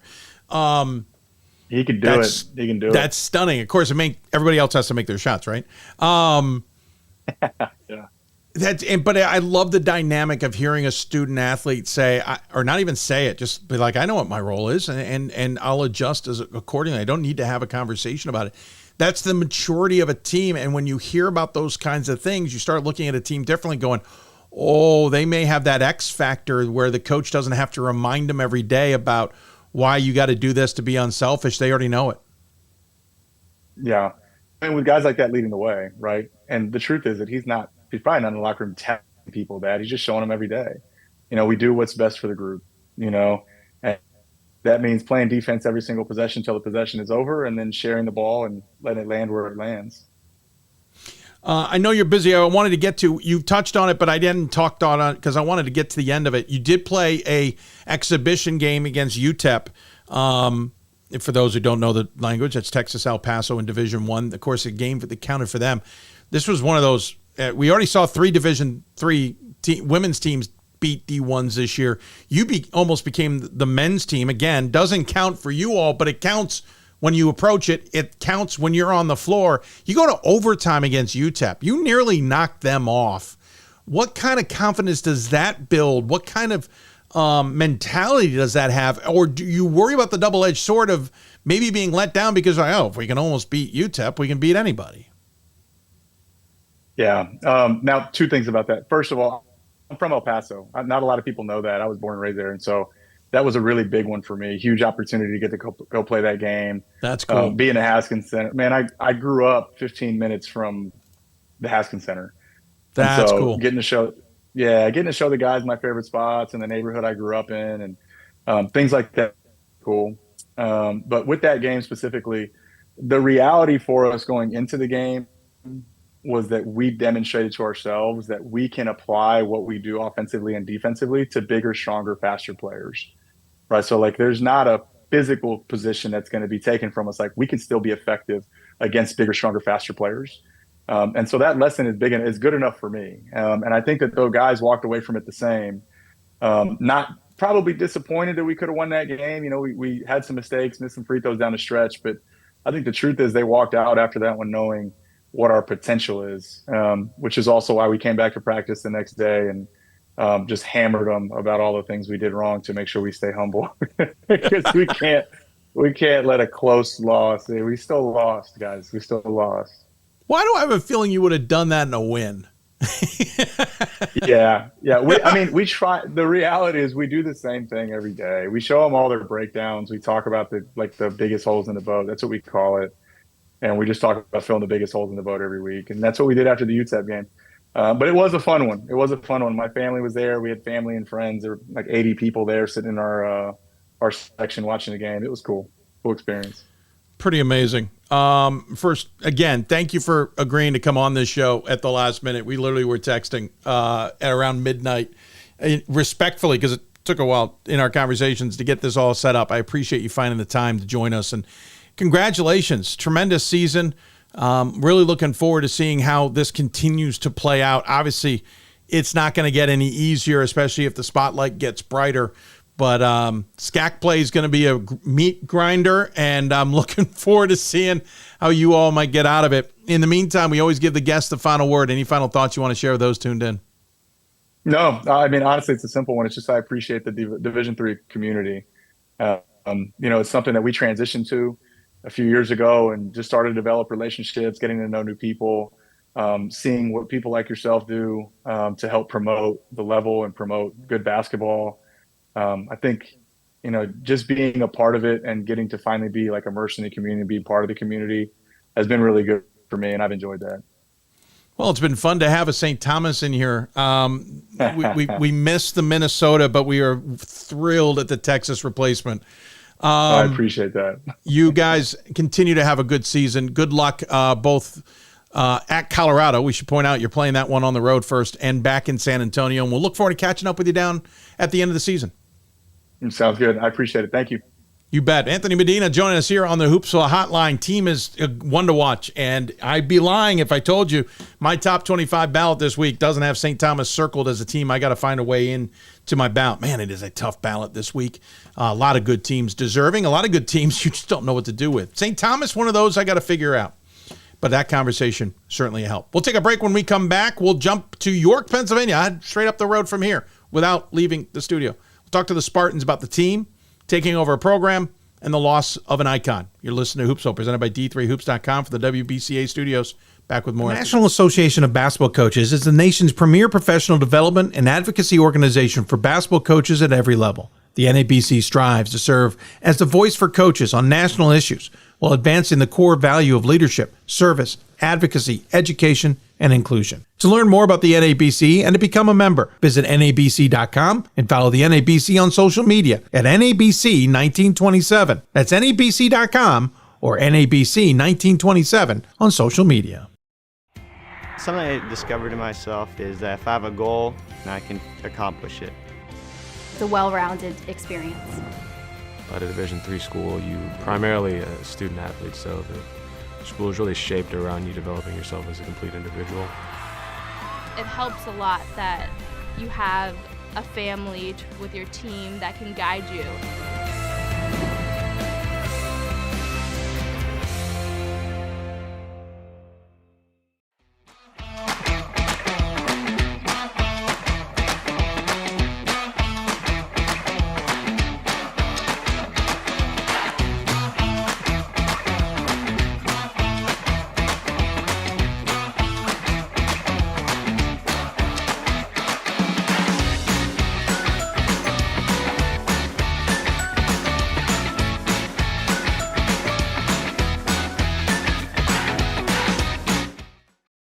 It's on us to stop sexual assault. In any way that we can.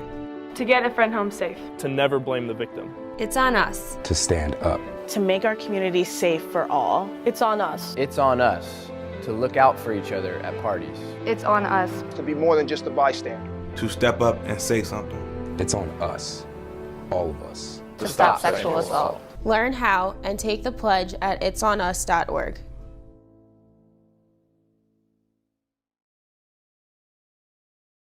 We are the coaches of women's basketball.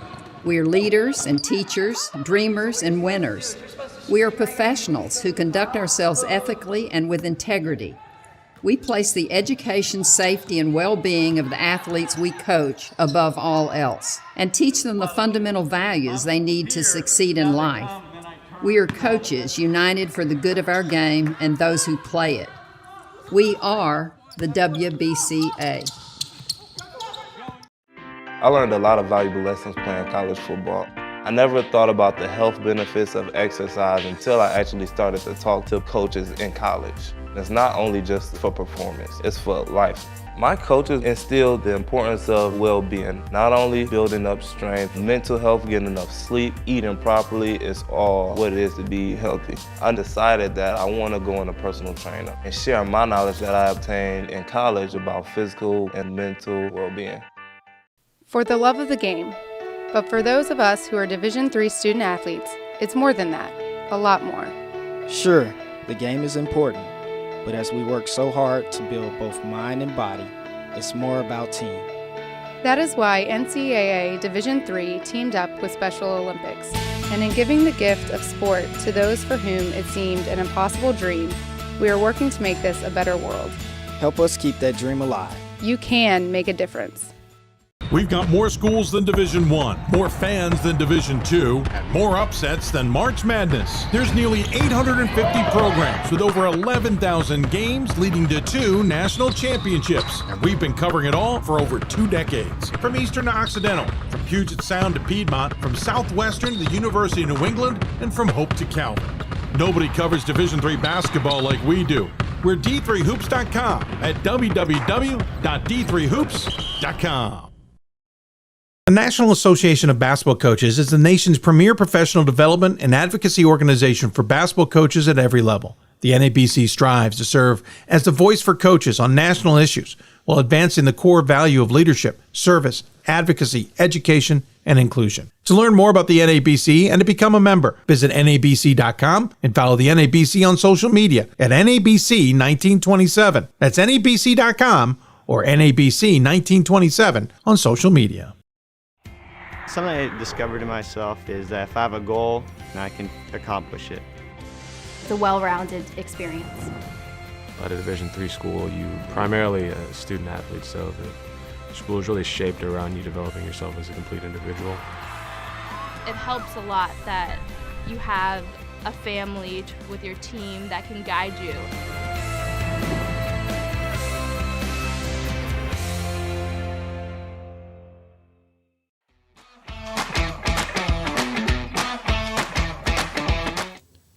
Welcome back to Hoopsville, everybody. Sorry, the commercial went a little bit long there. I had a couple of technical gremlins I wanted to fix up as we roll along on this Hoopsville. Reminder coming up, I'm still got my 2 cents about scheduling forced breaks. I get the premise. Don't love the plan that's on the table. We'll talk about that coming up, and we'll give one final shout out to others who have lost. Speaking of those who have lost, as I mentioned at the beginning of the show, at the top last week, we found out the horrible news that sports information director, or really director of athletic communication for York College of Pennsylvania, Scott Guise, had died after a multi-year battle with colorectal cancer. I couldn't believe it. I knew Scott and I had known each other a long time. It didn't dawn on me that he had started at York when I was a freshman at Goucher, and I played a handful of games there at York and even at home, but on the road at York when I was a soccer player. And then, of course, at the old basketball arena that was tile and full of cigar smoke. Pipe smoke. Scott was there as well as an SID, and he's been there ever since. And I've gotten to know him so well, especially when he married Jill Guise at Hopkins. I would see Scott almost anywhere I would go between those two institutions. He unfortunately died last week, and it gave me a chance to not only commemorate all those who have lost, but more importantly, talk to the program that he would have been yelling and screaming and cheering on left, right, and center, and that's the men's Spartans team. Being led under first-year head coach Jared Wagner, who is a 2-time conference player of the year in the old CAC, gave me the perfect excuse to go to the board, as it were, and bring in on the show Jared Wagner to talk about his team first and foremost, but also Scott. We'll start with the team, Jared, because Scott would be yelling at me the fact I'm giving him this much time. He'd be telling me how much that is a waste, and he really wants me to be talking about your squad. So let's talk about your squad. Off to a 7-0 start, Jared, but let me back it up. You lost your head coach. He went down the road to Gettysburg, did Matt Hunter. You decided to change from green to orange, and you take over. What's it like to be the head coach of your alma mater, a program that you had so much success with as a player? Yeah, obviously incredibly special. And, you play into it with the fact that I'm from York, Central York High School grad. So it's a full circle moment for sure. But yeah, I bleed green basically at this point. Everything that I am as a person is this basketball program. So the trust in the administration from Dr. Thomas Burns and Mr. McHugh, our athletic director, to be able to just kind of look to me and say that's our guy means the world to me and my family. And the fact that we have a great group of guys that have accepted me as the head coach, and obviously it's paid off early on this year. But the guys work incredibly hard, and all comes back to the leaders that we have in terms of our senior group of guys. But definitely incredibly lucky and fortunate on my end. I don't know who wrote the article announcing that you had become the head coach, but I think it came out within minutes of Matt being announced as the head coach at Gettysburg. There was no departure, or I should say any pause whatsoever in having you take over. But Jared, I'll be honest, sometimes the best players don't make the best coaches. You have clearly, and because I've seen you as an assistant as well, you have clearly had that all-encompassing mentality and seeing the thing from a larger picture and not as the 2-time player of the year in a conference. What is it about coaching that you have latched onto so quickly? Yeah, it's my, I just love relating to people and connecting with people. And that's really where the the coaching comes from. Like, I came to York to be a teacher and a high school coach originally. I always knew I wanted to coach, but I just enjoyed interacting with youth of the college stage. And I learned very early for me in my college career through AAU experiences and different club and camps that the college level in terms of the driven student athlete was for me. So that's kind of the origin of it all. My mom's a high school teacher, so like I have all of that in my bloodlines. But then, the ability to just kind of compete and lead is something that I feel is very natural to me. And anybody that would have seen me play is just kind of, I was a natural competitor, a natural leader. And that's really, it's no different as a coach. You got to have more tactical awareness and do some X's and O's type stuff, which is obviously incredibly important. But, something for me and something I've always leaned on is just my ability to connect. And then at the end of the day, lead and inspire guys to be able to play incredibly hard. And, obviously having been an alum and having some individual success, but then played a role on some really, really good teams when I was here. Kind of shows the guys that I've been in their shoes, so they trust me maybe a little bit more than a random guy, because I was a student athlete here. Played and asking them to do everything that I have done as a player. So all of that kind of tied together is kind of who I am, and why a little bit we've been able to be successful so far this year. Another coup that you had, and I thought I had to read this press release when it came out several times to understand how in the world this happened, and I don't think I actually do. You picked up Don Friday Jr. as your assistant, and I only bring that up because Don Friday, as the head coach at Harrisburg, one of my favorite individuals in the region, not to mention one of my favorite names ever in terms of coaching. But how in the world do you pull his son away from his dad's program to come and join you? Yeah, long recruiting process there. No, his dad was my first phone call when I got the job. So let's say it was announced on a Tuesday. I called, or on a Monday, I remember calling. I was dropping my son off at preschool on Tuesday morning, and my first call was to Coach Friday Sr. to kind of get his blessing to move forward with his son Donnie. Like Coach Friday recruited me to Penn State Harrisburg, so I've known him since I was 16, 17 years old. Ton of respect for him and his program. Obviously, we had some battles when they were in the CAC with me as a player, and I've just kind of grown in the recruiting, road trips and that type of stuff around Coach Friday. But then Donnie has been a guy that's always been around recruiting, and I had known that like as the process started to kind of unfold, and like if I was going to be able to kind of be named the head coach, that he was going to be the guy that I would reach out to first. And fortunately for me and for us in terms of our program, that he was willing to jump off the bandwagon of the Penn State Harrisburg Coach Friday connection to join us. And he's been a great fit and hit the ground running and really connected with our guys in recruiting. So great to have him on board. So you've disappointed Don Friday twice. You didn't go to Harrisburg to play. You went to York, and now you've taken his son from him to be a coach. Are you sure you're still on his Christmas card list? I don't know. He told me he was going to give me a whoopie pie at some point. He's big on the whoopie pies, and I haven't gotten one of those yet. So I'm not 100% sure anymore.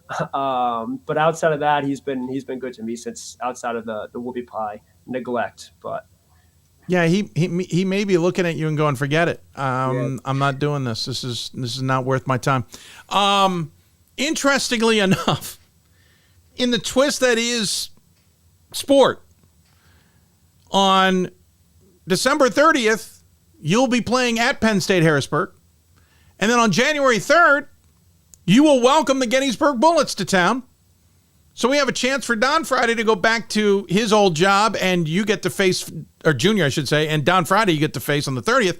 And then you guys all get to welcome Matt Hunter back to the Wolf Gymnasium. Weird how that all works out. In the grand scheme of things, how's this team evolved since Matt left? How have you all adjusted? How is it? Because that's tough news, right? When you lose a coach to another job, especially late. That was a hire that was still fresh to some degree. How's everybody adjusted? Yeah, really leaned on the leadership of the older guys, and we have a group of seniors that have played and won really at a high level over the course of their career. So a lot of individual meetings with guys early on. And that was the question, like, what's going to be different? But at the same time, and I said to you, like, everything that your college is me.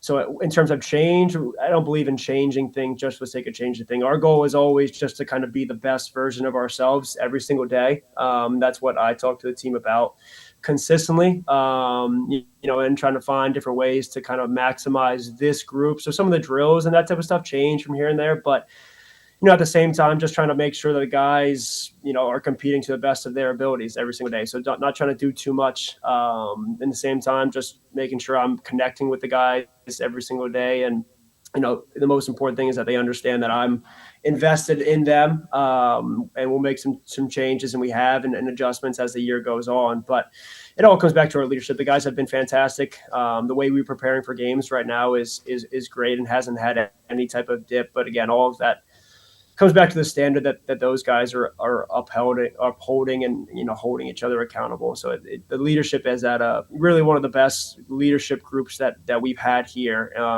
in the last 5-6 years that I've been the assistant coach. So another dynamic too. Again, we mentioned you were the 2-time CAC Player of the Year. That's your playing days, and I know you were an assistant coach at York now while you've been in the MAC, but now you're the head coach in the MAC Commonwealth. And that's a different beast, right? It's a different animal than the old heyday of the CAC. What's it? And again, we haven't gotten into conference play. That won't happen until the 7th when you take on Eastern. But you've got to be looking at it, and you've already seen some opponents from the Freedom side. What's this MAC life? What's it like from a coaching perspective now that you're in charge? Yeah, the environments are fantastic. That's part of it. Like, I wish I would have been able to experience that as a player. You had mentioned the old CAC. Like, obviously, I knew what it was like to go to Christopher Newport, to Salisbury, to Mary Washington. I don't necessarily experience having to go play at Hood, at Albright, at Alvernia, Eastern, to your point of what you just mentioned. So don't have that type of on-floor experience as a player like I wish I could have, because the environments are fantastic.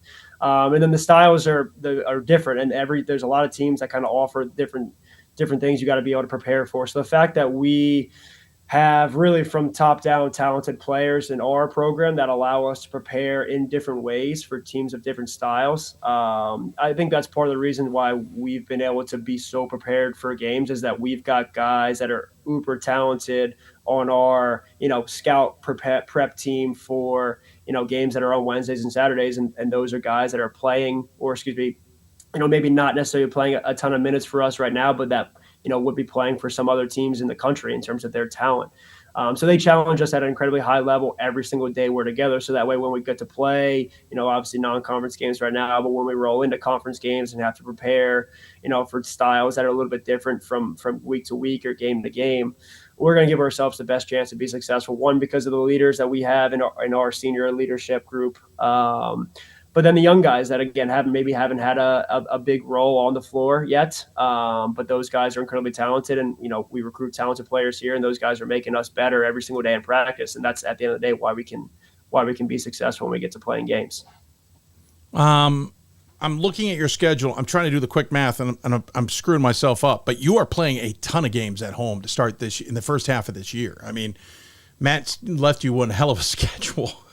On the road at Hobart, then you got a big win at home against Johns Hopkins. Then you were at Susquehanna, up the street, beat Notre Dame, beat Susquehanna. Then home against Arcadia, Dickinson, Delaware Valley, Nazareth, Ursinus.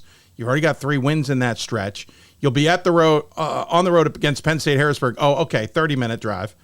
Then you're home against Gettysburg, on the road against Eastern, then home against Hood, on the road against Alvernia, and then wraps it up. Messiah, Stevenson, Albright at home. Yes, you'll have a bunch of away games on the back end of it, but the home cooking's what's going to kind of make things or break things a little bit, and right now it's making things.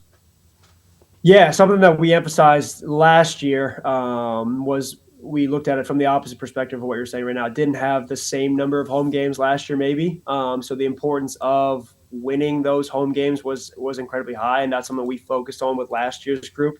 And I think that kind of just move forward into this year, and the importance of defending that home court. We're comfortable. It's our environment. We have to be able to dominate and be able to set the tone in the regard when we're at home. So, again, we've done that to this point, but our schedule is incredibly tough. It has been, it will be moving forward. So it's an everyday process, just because we've at this point, 7-0 doesn't have any bearings on, when Nazareth comes down in a week and a half, and then we play Ursinus on a back-to-back. And, those are two challenging games before Christmas coming out of finals. So it's, yes, it's great, and we've handled it really, really well to this point. But it's an everyday process of trying to, like I said earlier, just to be the best version of ourselves that we can be, to put ourselves in the best position to be successful. Then whether we win or lose, if we're doing that, like, the results will take care of itself, but we're doing what we need to right now and putting ourselves in a good position to be successful. Talk to me a little bit about the individuals. Jaden Rose leading the team, and what jumps out at me is this is a guy who's always averaged double figures. 12.2 his freshman year, 13.1 sophomore, 12 points his junior, but he's averaging 22.7 now through 7 games. You've got guys like Tate Landis, who's averaging 13.9, and Cooper Hayburn, who's averaging 13.1. Ben Troyer is at 8.9. This is significant steps up, as it were, in terms of offensive production from everybody, in terms of what their roles are. Give me the dynamics of this group, starting with Rowe. Yeah, Jaden is up there with one of the more talented players that we've ever seen in terms of York College as a whole. So he's the way he's playing right now, he's going to put himself up there with one of the best seasons ever if he keeps playing the way he is. But it really, like, we all trust him. He takes and makes a lot of tough shots. He is that, like, elite shot maker. In terms of what you've rattled off and guys' stats and the way they're playing, like, it's always a funny thing when you're a coach, because what the guys are on the floor on Wednesdays and Saturdays right now, we've been seeing it since the end of September when we started practice. So his shot making, all of those guys that you had mentioned, and then Alex Smith and him taking a little bit of a jump from last year as we graduated. Kai Sapala as a senior last year for us, who was a second-team All-American. So Alex has really stepped up into his role and kind of increased his scoring output and his overall minutes. But different things like that, where guys, maybe for whatever reason didn't have the volume or the chances in years past that have worked incredibly hard. And that's always been kind of something that we leaned on it as a program, is that work ethic piece of it. So guys got to be able to come in at one point, but then leave in a completely different point. So yes, right now Jaden's playing at a very high level, but that's not necessarily anything that we're not shocked by it, because he can make shots at a high level, 3s, 2s off the bounce, whatever we need him to do. He knows that we have, as a staff, we have the trust in him, and then the players, he's earned the right to take those shots and then make those shots, because, again, we see him do it every single day. So we have a lot of guys that understand who they are, what their strengths are, and then what their weaknesses are. We all kind of play off of each other, and nobody's perfect. Like, I'm not perfect, not asking the guys ever to be perfect. We're just trying to be the best that we can be, like I said before, every single day. And, we kind of take that and adjust it from game to game, depending on how we can attack another team's weaknesses and how they're going to play against us. But a lot of trust in the guys, and we smile, we laugh every single day. We play music every single day. So the vibes are very high right now with this group. Obviously it's always better when you're winning. But that was always something we were going to put a focus on, is just making sure that, we felt like we had a very talented group this year. So how can we just make sure that we have as much joy in what we're doing as possible? And we've achieved that through 42 practices in 7 games. So it's about how can we continue to do that, over the next week and a half before finals, and after Christmas, be able to hit the ground running, like you said, with a really good game against Penn State Harrisburg up there. But again, all the leadership, and then the skill development piece, and guys being able to grow in their roles is kind of why we are where we are. Every single one we've mentioned has had a significant bump in points. Hayburn transferred from Susquehanna. He's up in scoring as well, which is what's making it tick. Lots we could talk about with the Spartans, and I'm sure we'll get another opportunity later this year. Obviously, conference play. Would love to go down the rabbit hole of the MAC Commonwealth, where we keep waiting for that breakout, and maybe this is it with you all. But I one of the big reasons we have you on is because of Scott. You knew Scott now through your playing days, then your coaching days, now as head coach. He is the Spartan, right? He was the guy who wore the colors on his heart, on his hat, etc. There isn't a time you didn't show up to a sporting event that Guise wasn't there. Yes, it's been a multi-year battle with cancer. I think a lot of us thought he was going to beat it, and suddenly it turned the last couple of weeks. It's got to be emotional on campus. Yeah, the last week has been tough since kind of the news came out last weekend that the health was has severely deteriorated. To he had passed around 5 o'clock on Wednesday, and we were playing a game at 7. Yeah. So like we as a staff knew before the game, and then told our players afterwards, and then the week as a whole last week was just incredibly emotional. Then we had a men's and women's doubleheader on Saturday, and then big wrestling tournament as well. And we did moments of silence, and Paul Saki, our AD, read a message of support for him and his family at every single event. So it's really hard to think about anything in those moments but Scott and what he did for us as individuals, but then us as an athletic department, and then your college as a whole. Like to your point, he was everything about your college, and your college was him. It's kind of woven into the fabric of the institution. So obviously heavy hearts everywhere last week. That the games on Saturday were tough for everybody. He's such a giver. Like SID is such a, you're just constantly serving others. So Scott's role was perfect for that because he only cared about others. You had said about his, not loving that you talking that much about him at the beginning of this segment, and he would have been the same with the moment of silence on Saturday. He doesn't love the focus being on him. But again, that's just who he was, and that's why he was easy to talk to all the time. He cared about you and your family, always talking about somebody else outside of itself, outside of maybe the Browns or the Guardians, which he loved. But that's who he was, and that's what made him such a special person, and that's what made him carry so much weight in the athletic department and then your college as a whole. You would have thought he graduated from York. He's a graduate of Bowling Green. He doesn't let you forget about that, though. He loved the bowling. He loved Bowling Green. He didn't let anybody forget about it. He certainly did, but he found a home there. That's where he had, his family, 2 kids. But arguably, Jared, you are one of thousands of kids he had, and I hate using the term kids for college students, but kids that he had at the college that he cheered on. What was it like as a student athlete to have someone like that in your corner?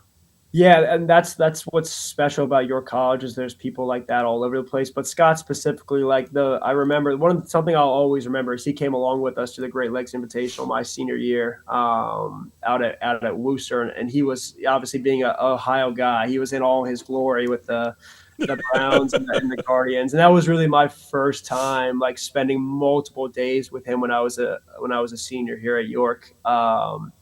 But he's got an infectious personality, and as a student athlete, especially guys, everybody's relationship with him had developed throughout the course of their career. Obviously, the seniors were the guys that just kind of spent more time around him. But he loved the student athletes. I know you'd say kids, but he just loved all the student athletes, all of them. He would talk to anybody at any point about any game that they want to talk about or whatever in passing. There was nothing. He was never too busy to have a conversation with anybody about whatever you wanted to talk about. And he was always supportive about it, whether, win, lose, draw the night before. He came into the office the next day talking about the positives and how, what are the positives from last night's game, again, win, lose, or draw. And that was just his personality. So not having that in the office is going to be incredibly tough. But again, the thoughts and prayers with his family. And but again, as he's such a special person, and it's really fitting for an SID, for Scott to be an SID, because you just constantly serve others and care more about others than yourself. So well said. I appreciate you giving us the insight on Scott. I mean, I could always speak on Scott from my perspective, but your perspective is the one who saw him, as you said, every day, interacted with him every day, celebrated the accomplishments every day. So appreciate you giving us that opportunity and insight. I'll let you go because I know you got a lot of things you got to do. You got to deal with the team, you got practices, got big games coming up against Nazareth and Ursinus. And looking forward to seeing how Mac Commonwealth play turns out as well. As always, though, we give the guests the final word. Any final thoughts you want to share with those tuned in? Yeah, I really appreciate it. And we as a whole appreciate you taking the time to think about Scott and your kind words. I know Derek had come in and say something to you before we started rolling, but that means a lot to us, to me, to our school, to be able to talk about the life of Scott Guise, because that is bigger than anything that we do from an X's and O's on the floor, athletic department wise, any team. Like, he was a larger than life personality, and he deserves, I know, like you said, and I agree that he doesn't love all the attention. It wouldn't have loved all the attention, but he deserves all of it. And there's not enough words to be said, recognition to be had, acknowledgement of everything that he provided to this athletic department, to this school, that puts it into perspective enough to, like, he deserves everything that's coming his way right now in terms of the attention and the recollection and acknowledgement of who he was. So really appreciate from our end to you everything that you're saying for Scott and giving us a platform to speak about him. Well, if it wasn't his work, we wouldn't have a chance to shine the light a lot of times. So it's individuals like him and others that we have and have lost. Jared, thank you for your time. Good luck the rest of the season. I will find an excuse to get up to Wolf Gymnasium. I don't know how. It's not that far. Yeah, it's not that far. I got to get up there. I still miss the old Grumbacher, but I digress. You take care of yourself. We'll look forward to catching up with you down the road. Thanks, Dave. Appreciate it. And Jared Wagner joining us from McHugh College. Again, Scott, one of 5 behemoth sports information directors we've lost in Division III. Chris Wentzler, Mike Scala, Lenny Reich, and Scott. We've lost too many. And that's why we're dedicating today's show to them, and in particular to Scott. He will be missed. They will be missed. They will continue to be missed, but their impact on Division III will remain.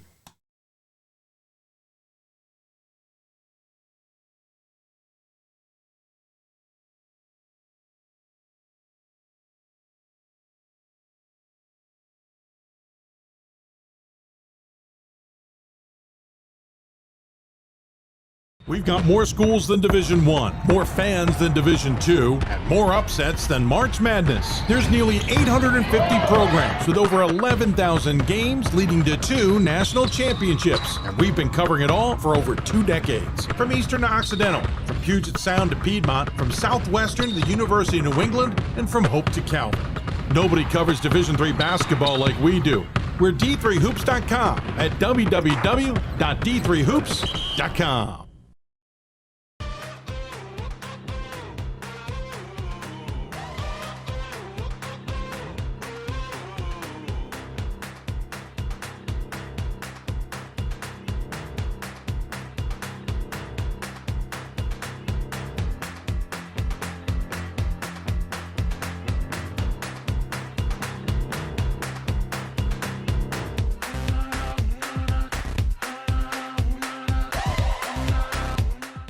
The National Association of Basketball Coaches is the nation's premier professional development and advocacy organization for basketball coaches at every level. The NABC strives to serve as the voice for coaches on national issues while advancing the core value of leadership, service, advocacy, education, and inclusion. To learn more about the NABC and to become a member, visit NABC.com and follow the NABC on social media at NABC1927. That's NABC.com or NABC1927 on social media.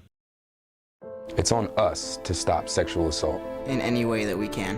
To get a friend home safe. To never blame the victim. It's on us. To stand up. To make our community safe for all. It's on us. It's on us to look out for each other at parties. It's on us. To be more than just a bystander. To step up and say something. It's on us, all of us. To stop sexual assault. Learn how and take the pledge at itsonus.org.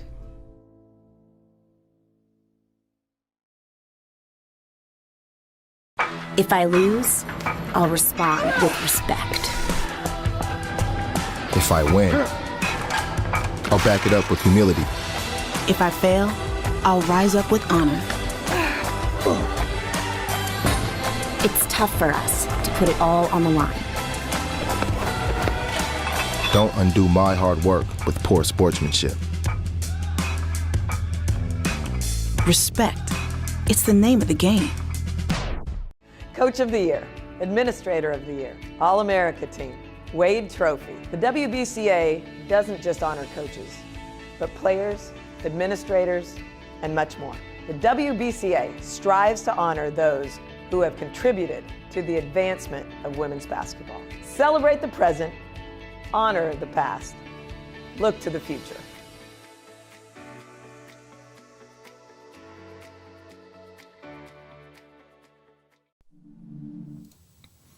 Welcome back to Hoopsville, everybody. I'm your host, Dave McHugh. Hope you're enjoying the show as we wrap it up today in the final segment. I want to thank all our guests who've been on. We'll talk about them in just a moment. By the way, I remember, dawned on me in the middle of the commercial break that every time I've mentioned Ann's name, I hadn't mentioned Ann's last name.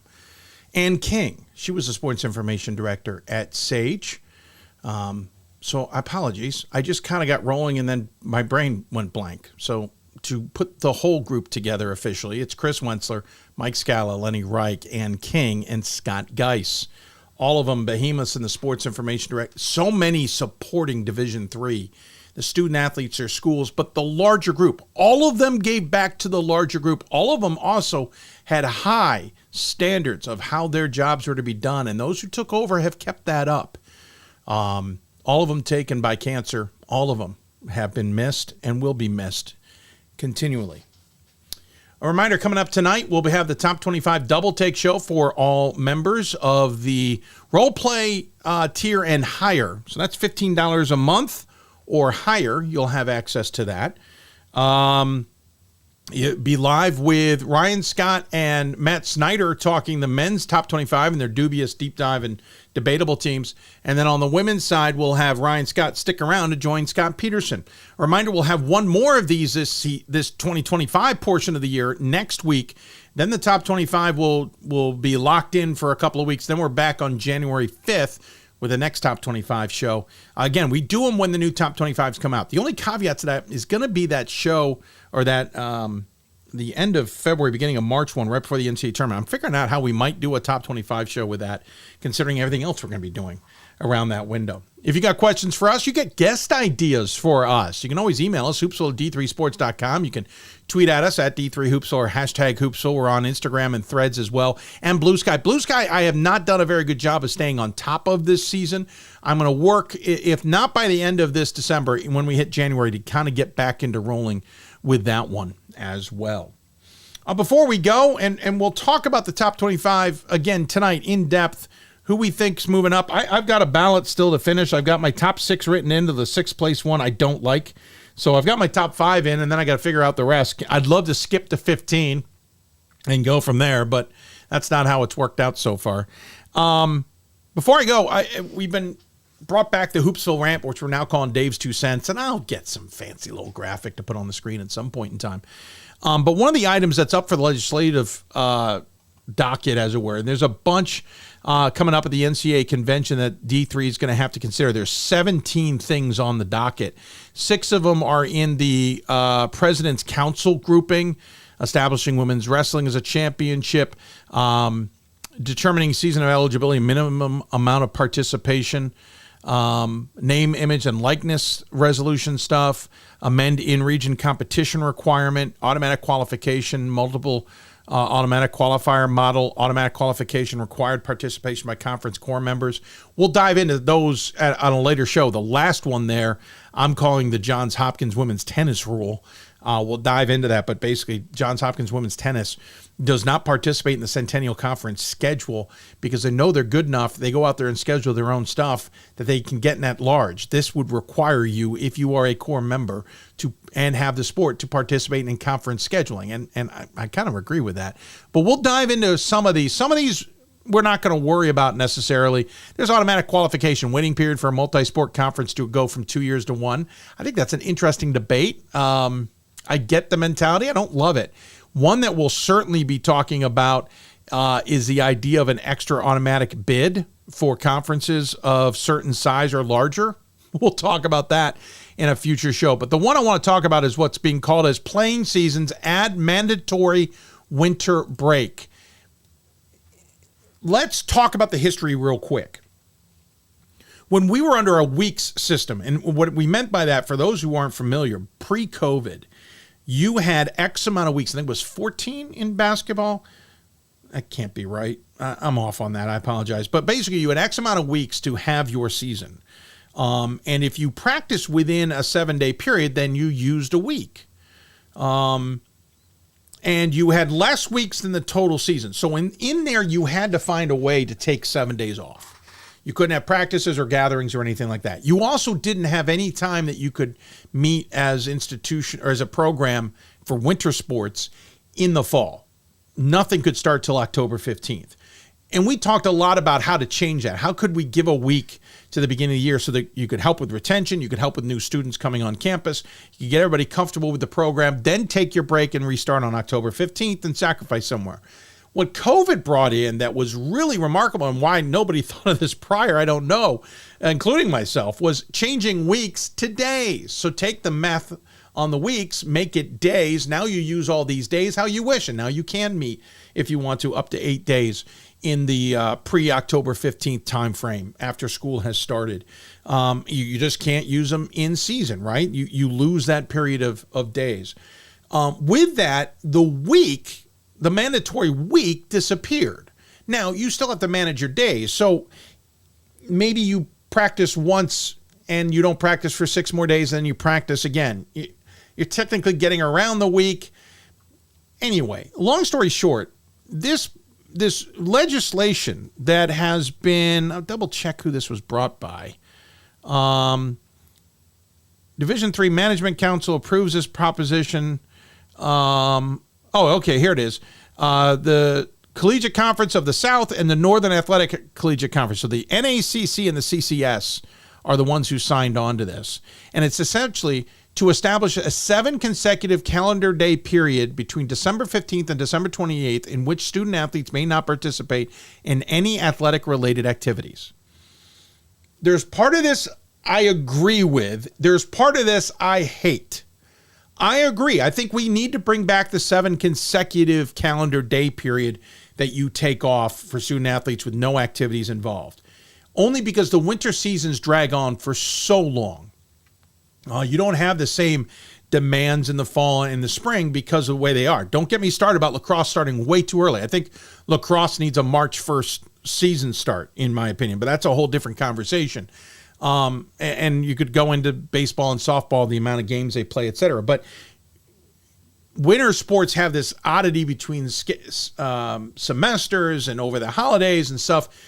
Having a mandatory 7-day period where they take off, I'm for that. I think we bring back that week off that was in the old system that inadvertently has been removed. However, I have a problem dictating to schools that it must take place between December 15th and December 28th. I don't believe in the old week system. We had that mandatory period of a window where you could not participate in activities. Here's the kicker. What that means is you will not have any games from December 18th to December 28th. Think about the schedule out there right now. There are some schools who will not play for a month. They may not play from December 5th to January 5th. That's the decisions they've made. But there are schools that go out to the D3Hoops.com Classic in Vegas, which starts on the 27th at the earliest, usually the 28th. But 27th this year, it's been 27th, I think the majority of the time. We get a game or two, nothing significant. You have teams that are playing up until like the 20th, 21st, because that's where they can slot in. Remember, schools also have requirements around their exam periods that some schools do not allow games to be played during exams. Some schools, I don't know for a fact, but I wouldn't be surprised if they limit practices or say you can't have practice. Well, exam period's at the beginning of December. So if a school decides that they want to use their 7 days around the exam, so let's say they decide December 5th to December 12th is their 7 days, why should they be forced to practice or play in that window? Because they're not going to be allowed to practice or play December 5th to the 15th to the 28th. I don't agree with the mandate that it has to happen in that 2-week period of time. There are other tournaments now or in the future that are going to happen in that time frame. What are we doing? I'm all for a mandatory 7-day break. I am. I'm fine with that. I think there's justification for that. But don't tell schools they have to take it between December 15th and the 28th. If a school wants to play on the 20th or the 21st or wants to play on the 13th or wants to play on the 27th, and they have decided through their team, through conversations with their players and their administration that that's what they want to do, and their 7-day break is going to happen between the 5th and the 12th, great. Here's another kicker. What about the C2C? Most of them have to play their schedules before, let's argue, mid-January, the bulk of their schedules. Because conference play with schools around them is not going to allow them to play the majority of their games after early to mid-January. So now you're telling them there's a 2-week period of time between the 15th and the 28th that they cannot play? This is a good idea with bad execution. Mandatory 7-week day off. If you want to be grand with that timing and say, hey, listen, you need to take time off between Thanksgiving, or the Wednesday before Thanksgiving and the second week of January. Okay, that's a broader scope, right? That gives the flexibility for teams to find that 7 weeks somewhere in the middle.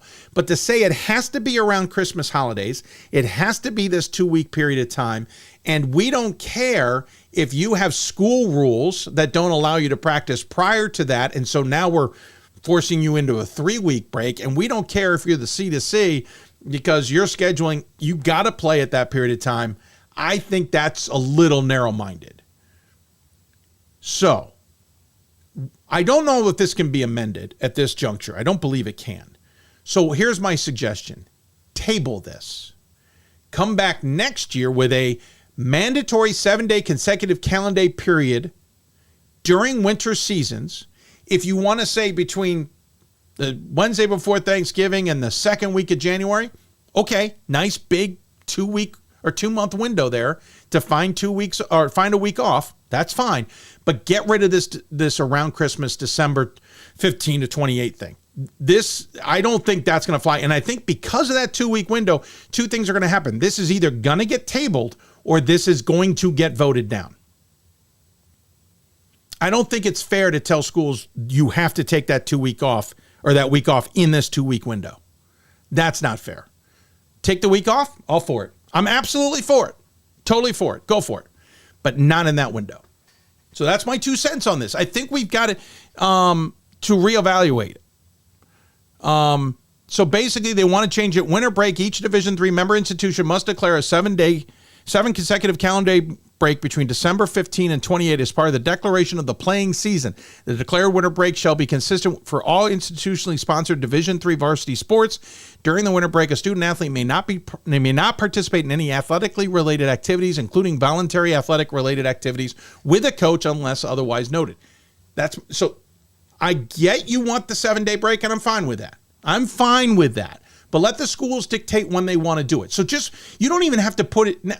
You may not want schools to get tricky and go, well, we took our 7-day break at the end of October. I'm fine with understanding that you don't want a school to do it at the front or back end. So if you want to give a longer window, fine. This is too narrow a window. It's an unfair window. I don't think that's the right idea. I'm trying to double check if there were some other things. If an official vacation period overlaps with the institutional's declared winter break, the tour may be conducted during that break. No more than 10 practice days permitted before. There's some other little details here. But again, my opinion, table this. Management Council actually, let me point out, by the way, Division III Management Council opposes this proposal and is overly prescriptive, as institutions should have autonomy to determine appropriate break consistent with their mission and academic calendars. It may also have unintended negative consequences for student athletes, i.e. limited access to on-campus facilities and need to find and pay for alternative accommodations. That's another great point. I should have read that sooner. I apologize. Again, table this in terms of being subscribed to that time period. If you want to take 7 days off, I'm okay with that, but don't put it in that time window. I wouldn't be surprised if this gets tabled and never gets voted on.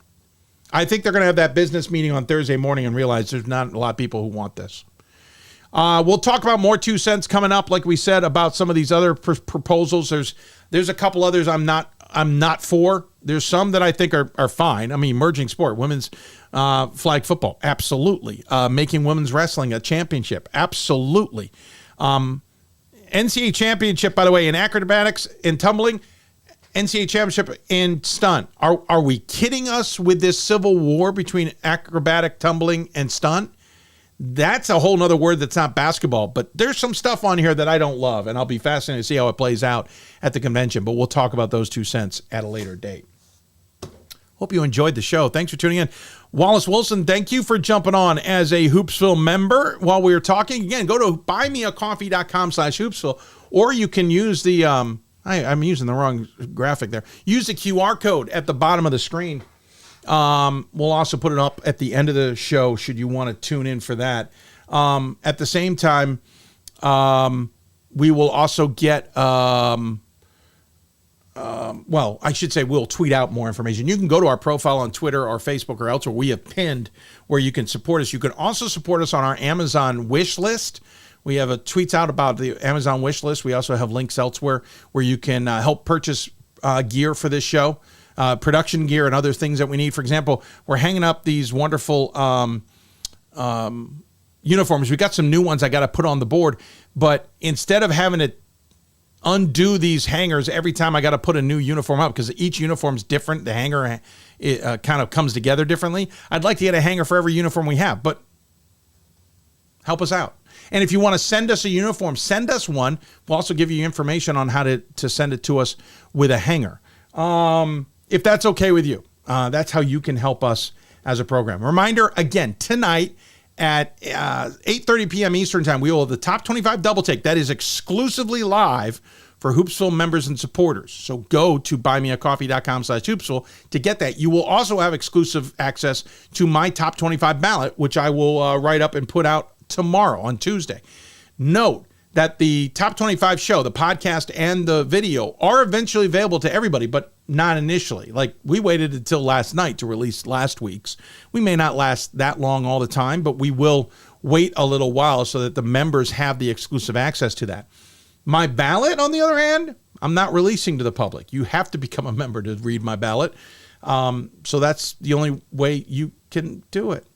So there you go. Wrap up of the show. I appreciate everybody who tuned in and joined us on the program. Thank you so very much. I want to thank our guests, most importantly, who joined us, of course, because these shows don't come together without the guests, and they don't come together without sports information directors either. Macy Miller and Cody Hartzler at Ohio Wesleyan, Lindsay Schultz at Carroll, Anthony Medina at St. Thomas, and Jared Wagner at York. Derek, thank you at York as well. He did a ton of help for us to get some Scott Guise pictures and the like.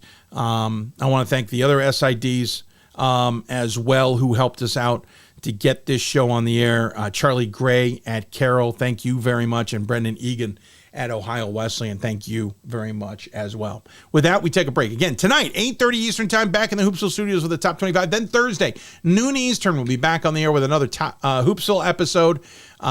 Still working on the guest list, but it'll be good. I promise you that. Look forward to catching up with all of you then. Thank you for tuning in, everybody. Hope you enjoyed the show. You've been listening to Hoopsville, presented by D3Hoops.com from the WBCA studios. I want to thank our partners at the Women's Basketball Coaches Association, also Hudl for their support, and, of course, D3Hoops.com. I got to get to my top 25, finish it up, and get it out the door. Thanks for tuning in, everybody. We'll see you on tonight, or we'll see you back here on Thursday.